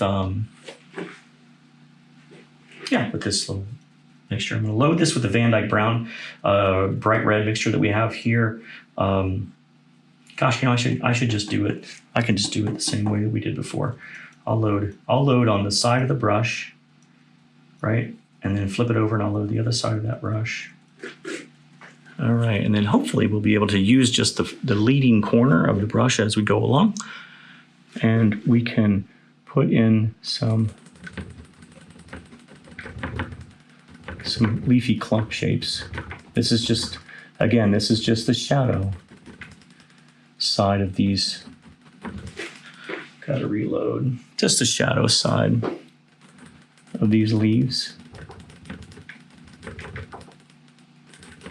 So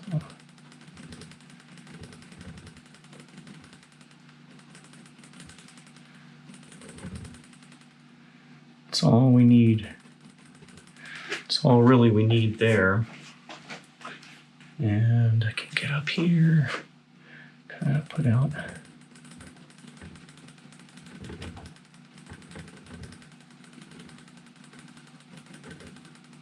Shoot. Keep reloading. Don't let your brush run out, you know.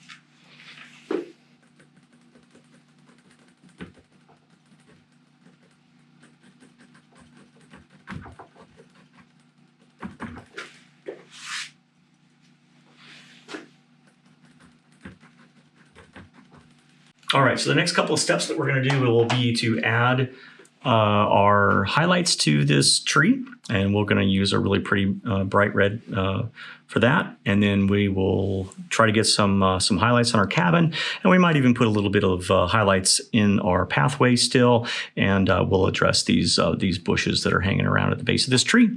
Now that we've got the basic parts of the painting in, let's start putting in some highlights to kind of jazz this up just a little bit. We're going to spend a lot of time just trying to make each of the elements seem a little more in tune with each other, and we'll lay in this fence line as well. All right, so let's get going. Okay, so I'm going to first start with the large tree, putting in the highlights on this large tree over here. And for that, we're just really going to start with some straight bright red. It's likely not going to stick. So you might want to, instead of using liquid white, and this time you might want to thin it down with a little bit of linseed oil or liquid clear, whichever you have. And I'm just going to take my knife and kind of mix in some of this linseed oil directly in here. And the reason why we're using the linseed oil is because linseed oil does not contain white in it, so that the colors are going to be much more intense. As we've talked about earlier in the painting, as we move forward in the painting, the colors are going to become more intense, more chromatic. And so we don't want to have the white inside the liquid white to dull down the color and make it more of a pinkish. We want this to be nice and bright red. I might add a little bit of another color in there, like a blue, to make this a little more crimson as we go along, to put in a little shadows. But we'll see how it looks, because we've got shadows in the background already.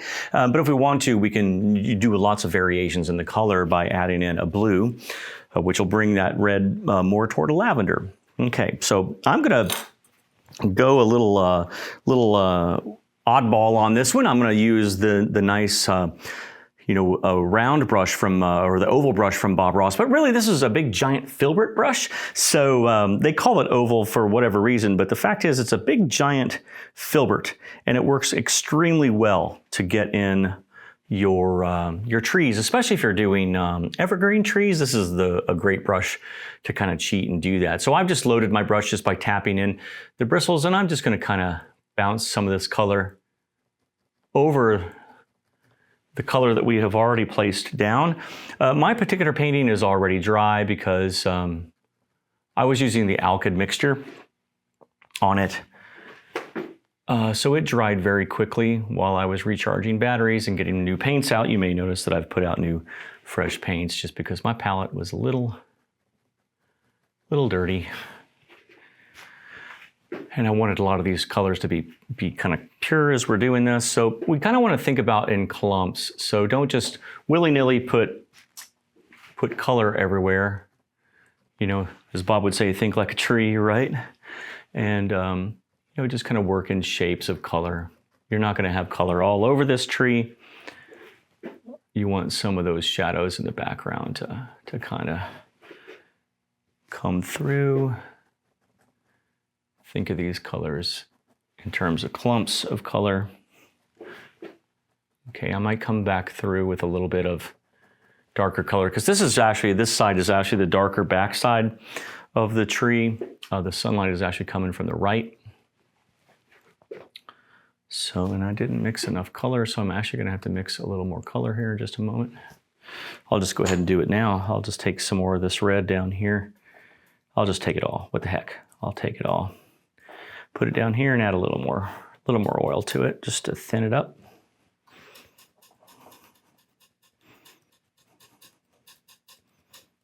Okay, set that aside and reload my brush.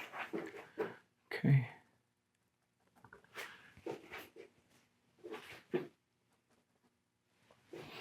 Ah, that's much better.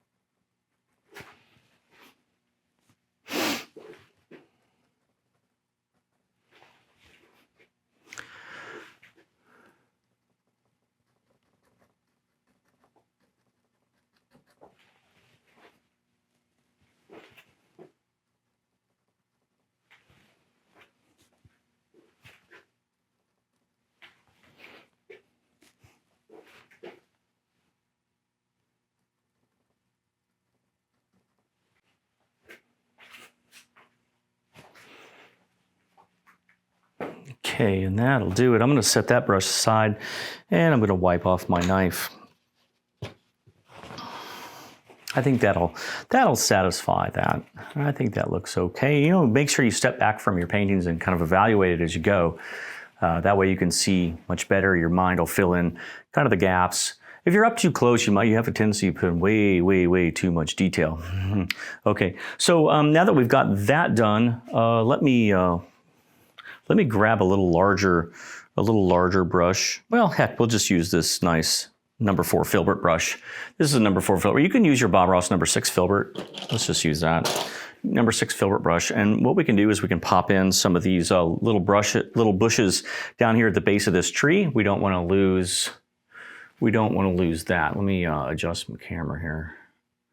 we don't want to lose these bushes down here at the bottom, or the opportunity to do them. So I'm going to take a little bit of cadmium yellow, and I'm going to move it down here. I'm going to grab a little bit of this yellow ochre too, and I'm going to mix those two together. I don't want that super bright intense of the cadmium yellow. So I kind of want an in-between color between the ochre and the cadmium yellow, just to dull it down just a little bit. And I'm adding oil into it for the same reason. We don't want to lose the color intensity of this mixture up here. Okay, so I'm going to just kind of shape in, because I don't want everything in here to look exactly the same. I'm going to use this filbert brush here, and we're going to do kind of some smaller clumps. So I'm just going to tap my bristles in there, make sure that it's loaded pretty well with some paint. And I'm just going to come up here and, just like we did for the background trees, just kind of touch and get some basic shapes up in here. Okay, don't kill all that dark.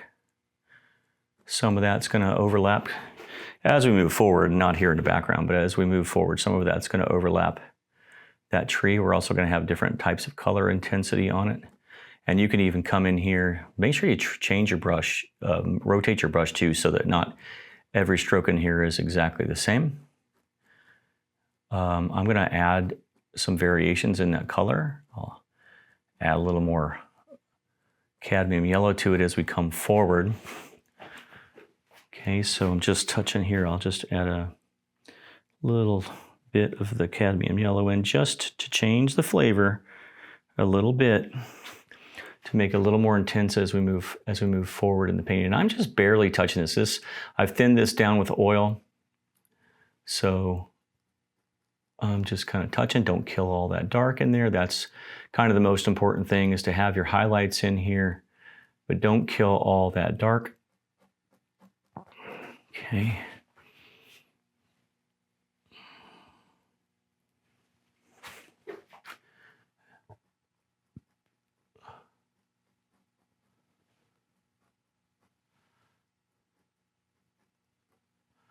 And it'll become a little more intense as we come forward. Okay, remember to rotate that brush. Don't kill all that dark. I'm going to need to move my canvas to get up under that, that little clip. So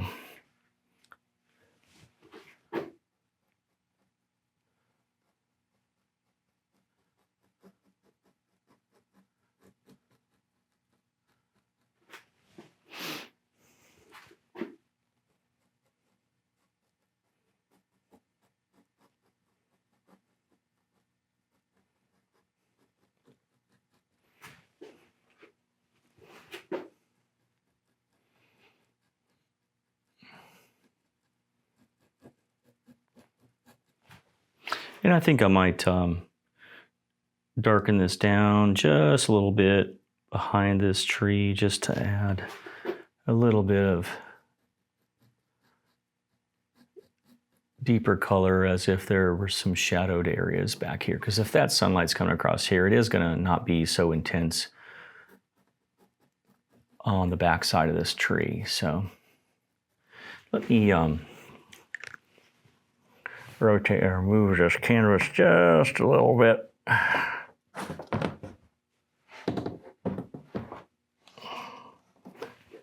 Just so I can get up underneath where that clip was. Okay.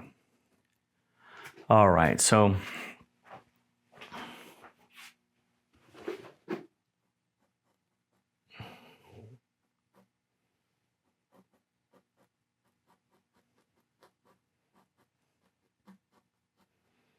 all right, so that's kind of fun. All right. So now we have a little bit of growth at the base of that tree. You can also do that with the big old 1-inch brush like we did for all of this back here. So that's okay. I just wanted a little bit of ground cover over here. Maybe we'll add a little coming out this way. All right.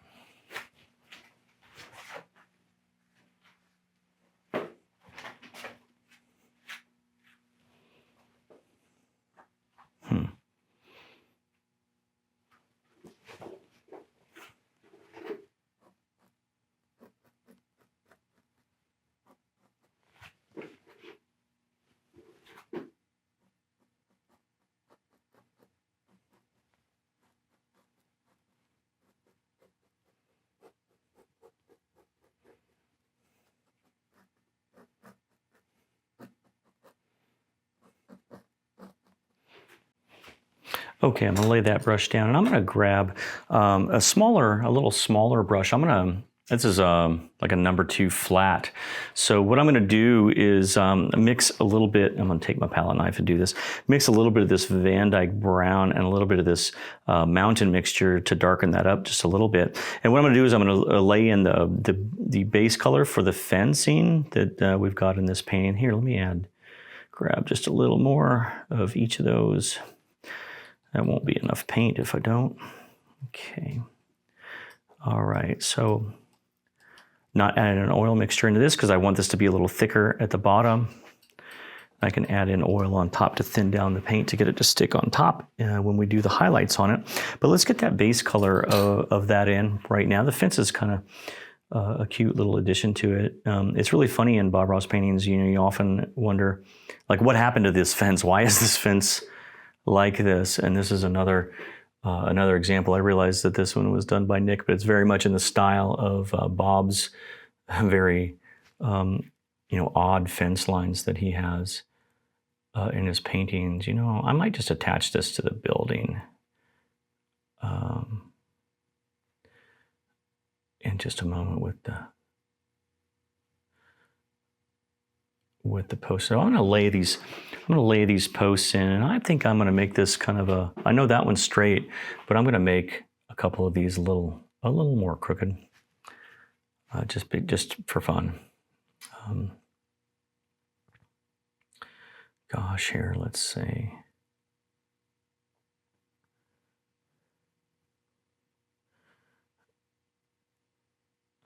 Or not. I guess I really don't want to draw too much attention to these. So maybe somebody's maintaining this fence and it's still in pretty good shape.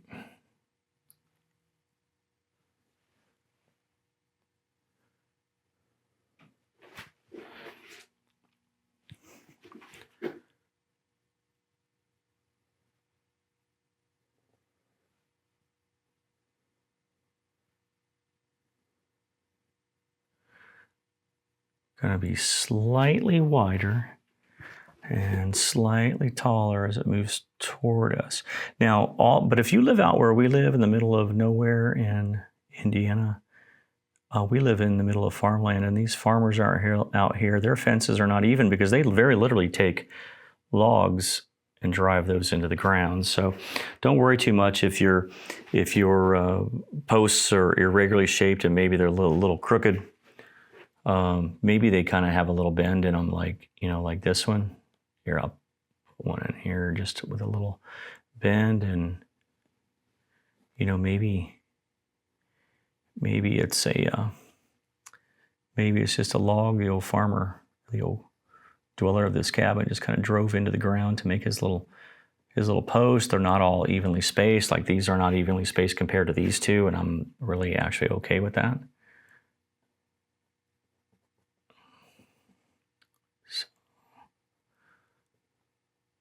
Yeah. And there we go. So let's put in some cross beams.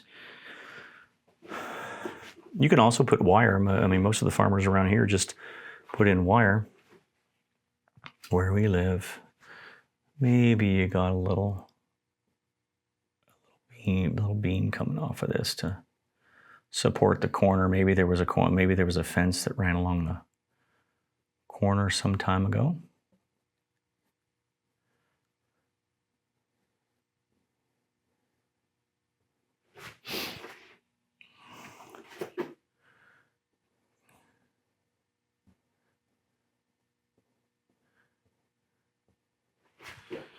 Yeah, don't worry about these being evenly placed either. I mean, that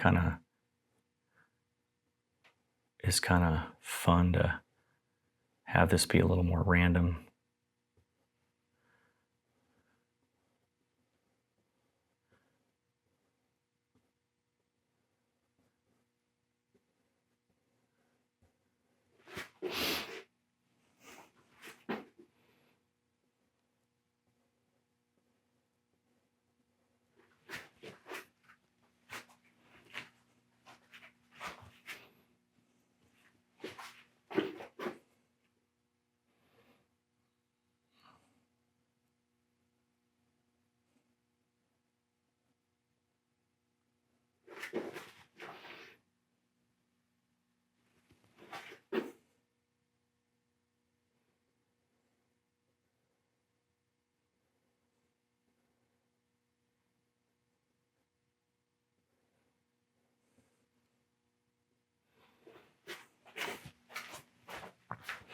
That's kind of an oddly shaped, fun looking little fence, so I'm okay with that.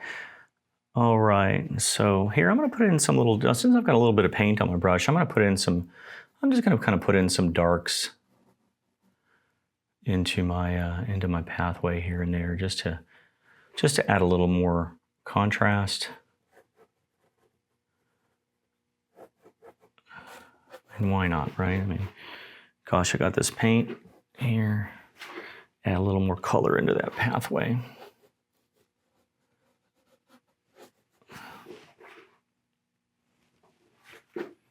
And this is pretty much, well, it's that mixture. I mean, it's got a little Van Dyke brown into it, but it's mostly on the side of the mountain mixture, much more than the Van Dyke brown. So.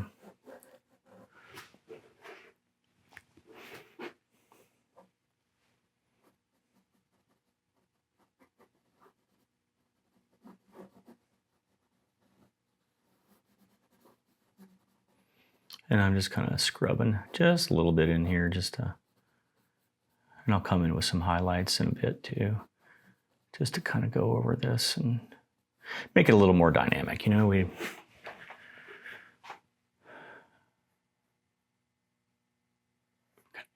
give that little highlight of shadow back there, even though it's going to get a little less intense in color. Having some shadows back there. It's a good thing. And I'm using this nice small brush to get in here. Now, this is an old brush, so it's all wonky, which is nice because then it doesn't give me a bunch of really hard edges. So,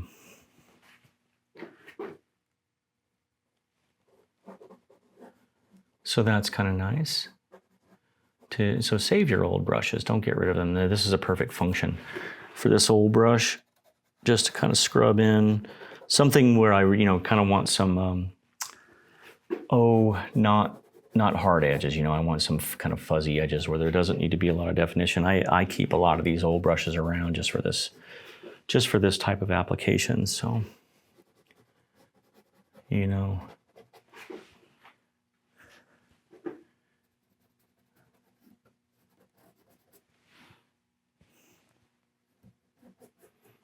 all right, very nice. Okay, that's good.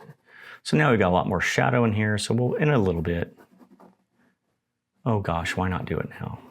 We'll put in some more highlights in just a second. I'm gonna use a little larger brush though, because this is a tiny little brush, and you can see it's taken a little more time. I've probably had to speed up the video for you just to compensate for how long this is taking, so sorry about that. All right, so let's just get some more of that shadow in.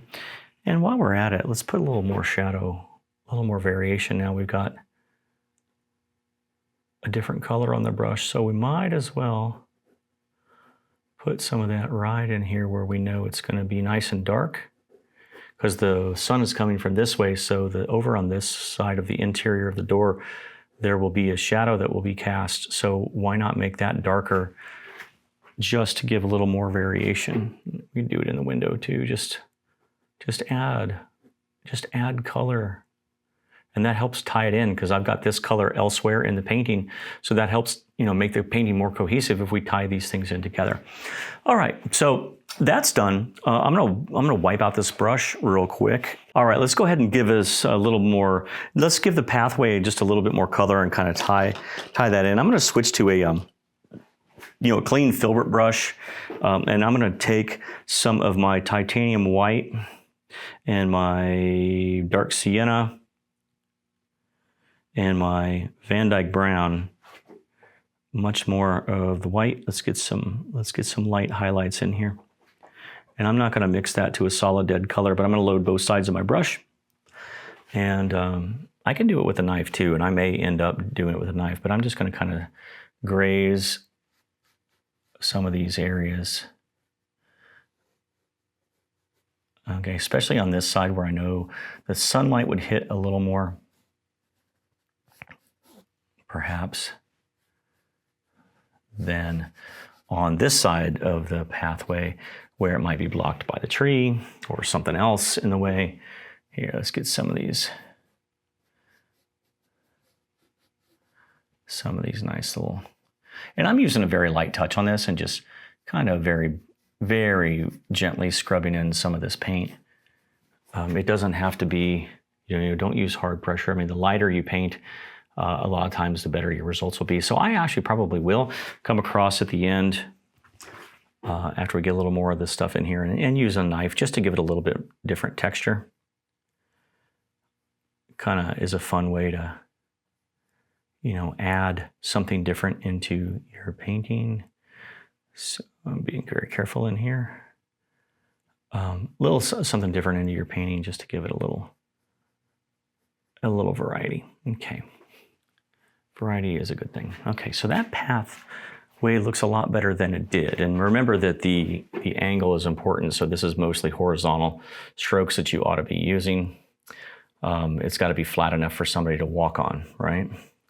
So, doing angles like this certainly would be a sloped thing. So you want your angles to be horizontal.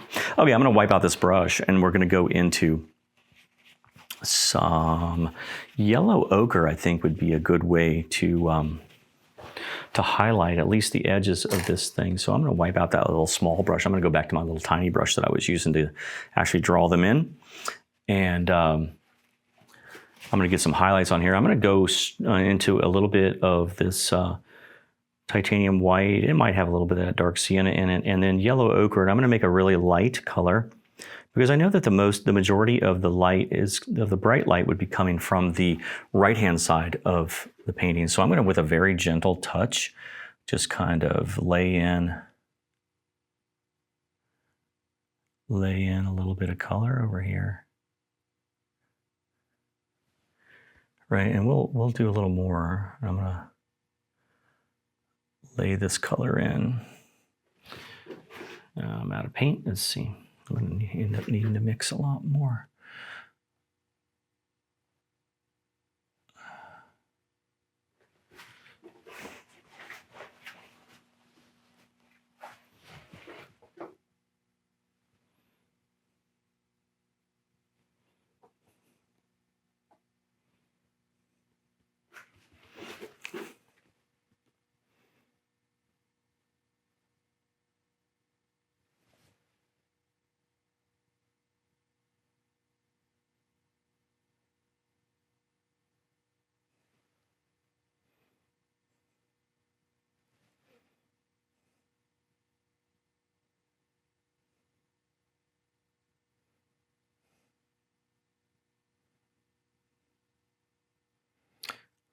So I'm laying it on. I'm flipping my brush over because my brush is getting a little dirty there. But I'm just kind of pulling this down, wiping off my brush because I'm picking up a lot of that background paint. I'm just going to blend a little bit of this right now with a wiped off brush. And now I'm going to kind of, just to give it a little bit of a rounded thing, I'm going to I'm touching, but I'm kind of swooping downward and around just to give it a little bit of appearance that it's rounded. Okay. There we go.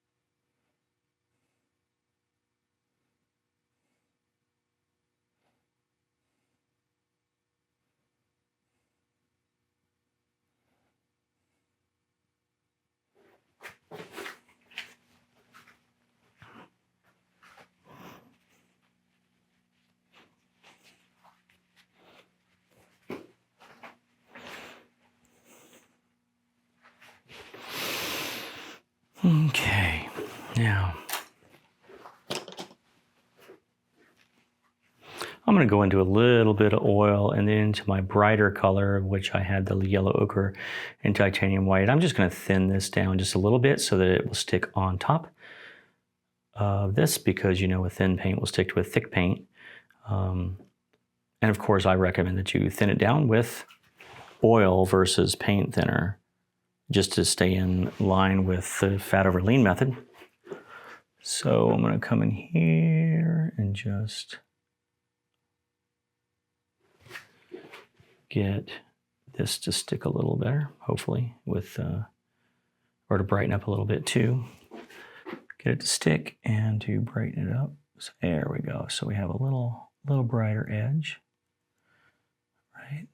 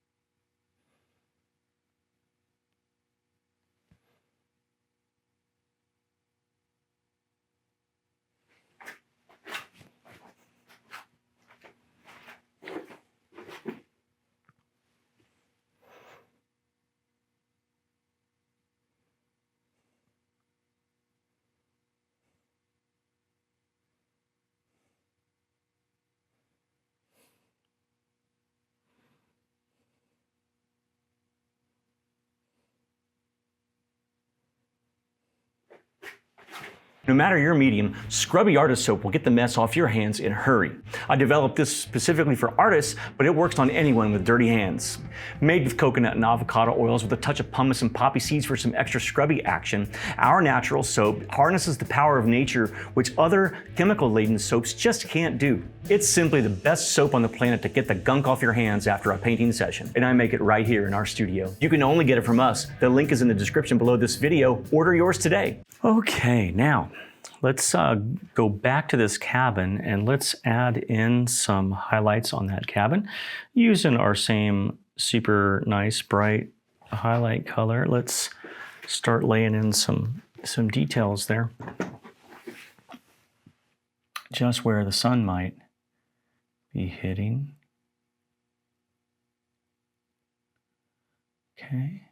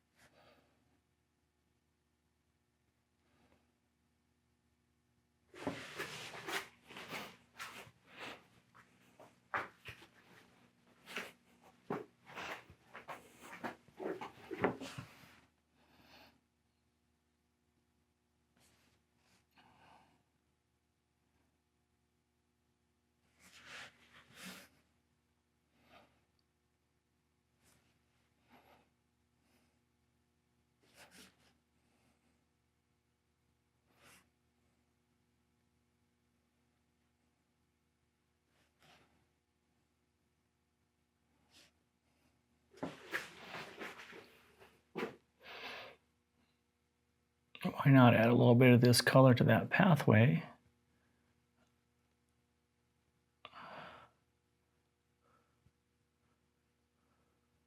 And we'll add a little shadow next on those for that fence line. They're going to cast a shadow across the way. So why not go ahead and mix that? We'll take a little bit of this. Gosh, what are we going to do? A little bit of Prussian blue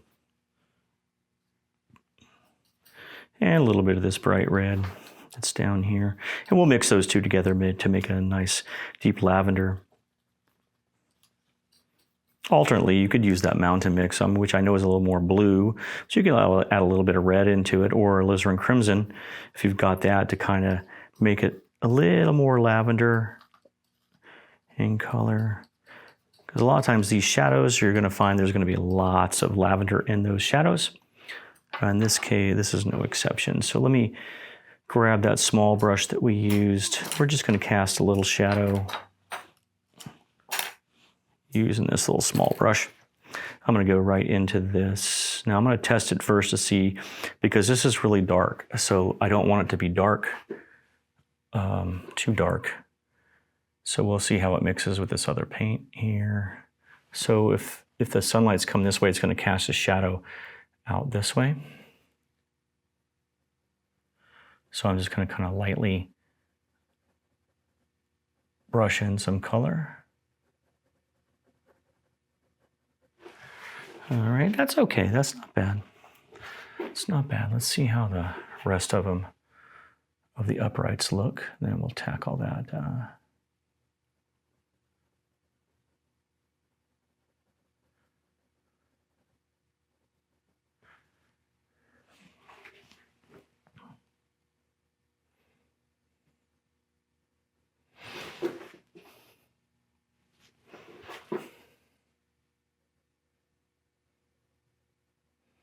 These shadows will also help anchor in your posts into the ground. So it's a nice thing to have in here, because you can kind of destroy the bottom edge of it, which will push that into the ground. Again, a very light touch on these.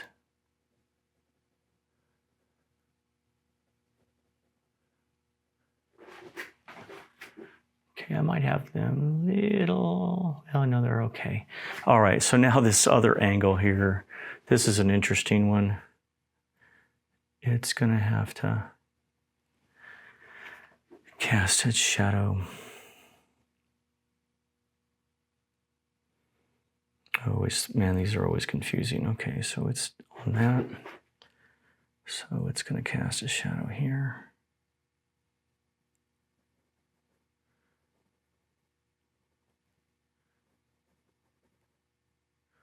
And it's going to connect up there. So I want this to be a little darker. Going to connect up there. All right.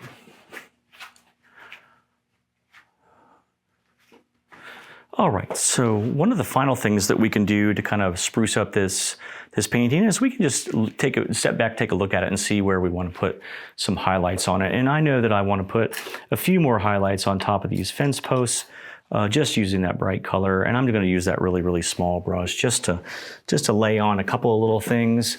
I mean, don't overdo it. And I just caution you against that, because a lot of times when we're painting, we just like, oh, wow, I should put this in, I should put that in, I should put this in, I should put that in.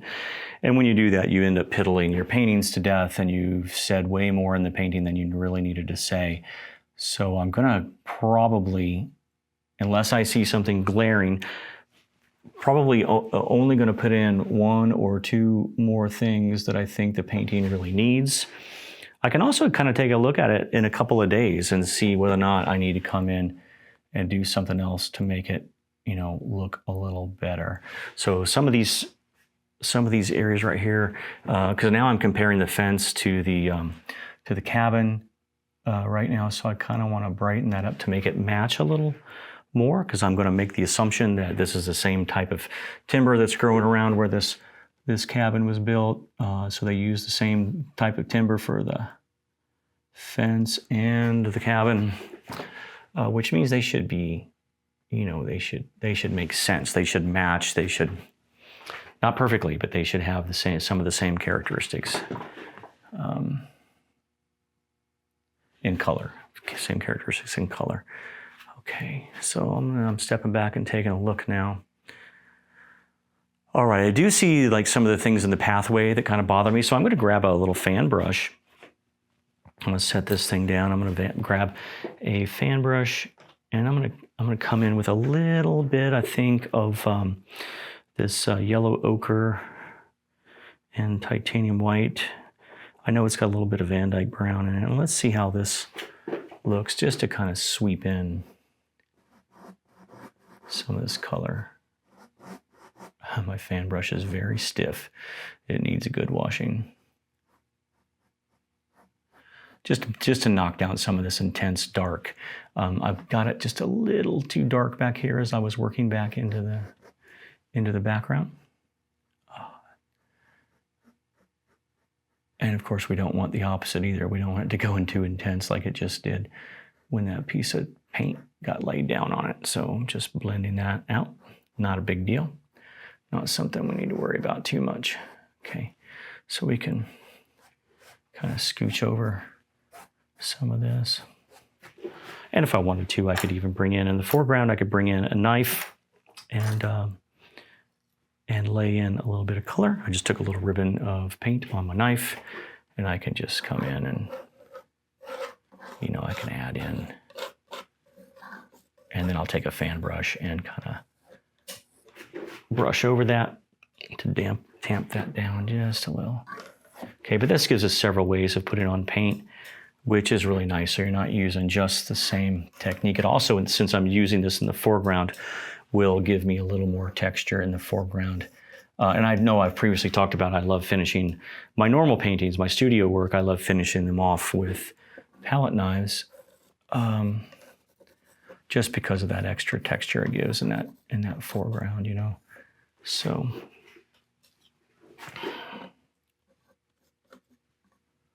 And like I said, I'll brush this away with a palette knife or a fan brush in order to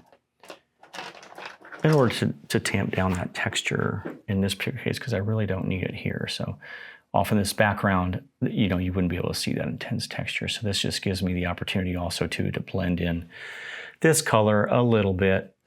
Okay, and same thing here. We'll,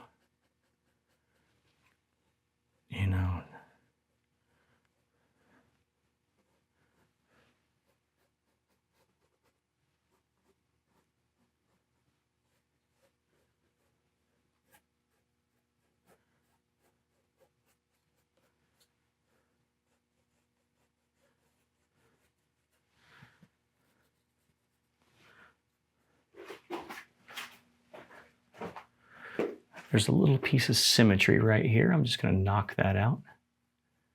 Okay. Yeah. A little better. Okay.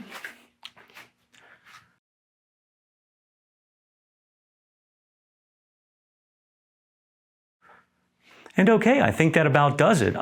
Thank you so much for joining me. I hope that you had a great time doing your painting. I hope this was an excellent lesson for you. Let me know in the comments down below the video how it went for you. Thanks so much.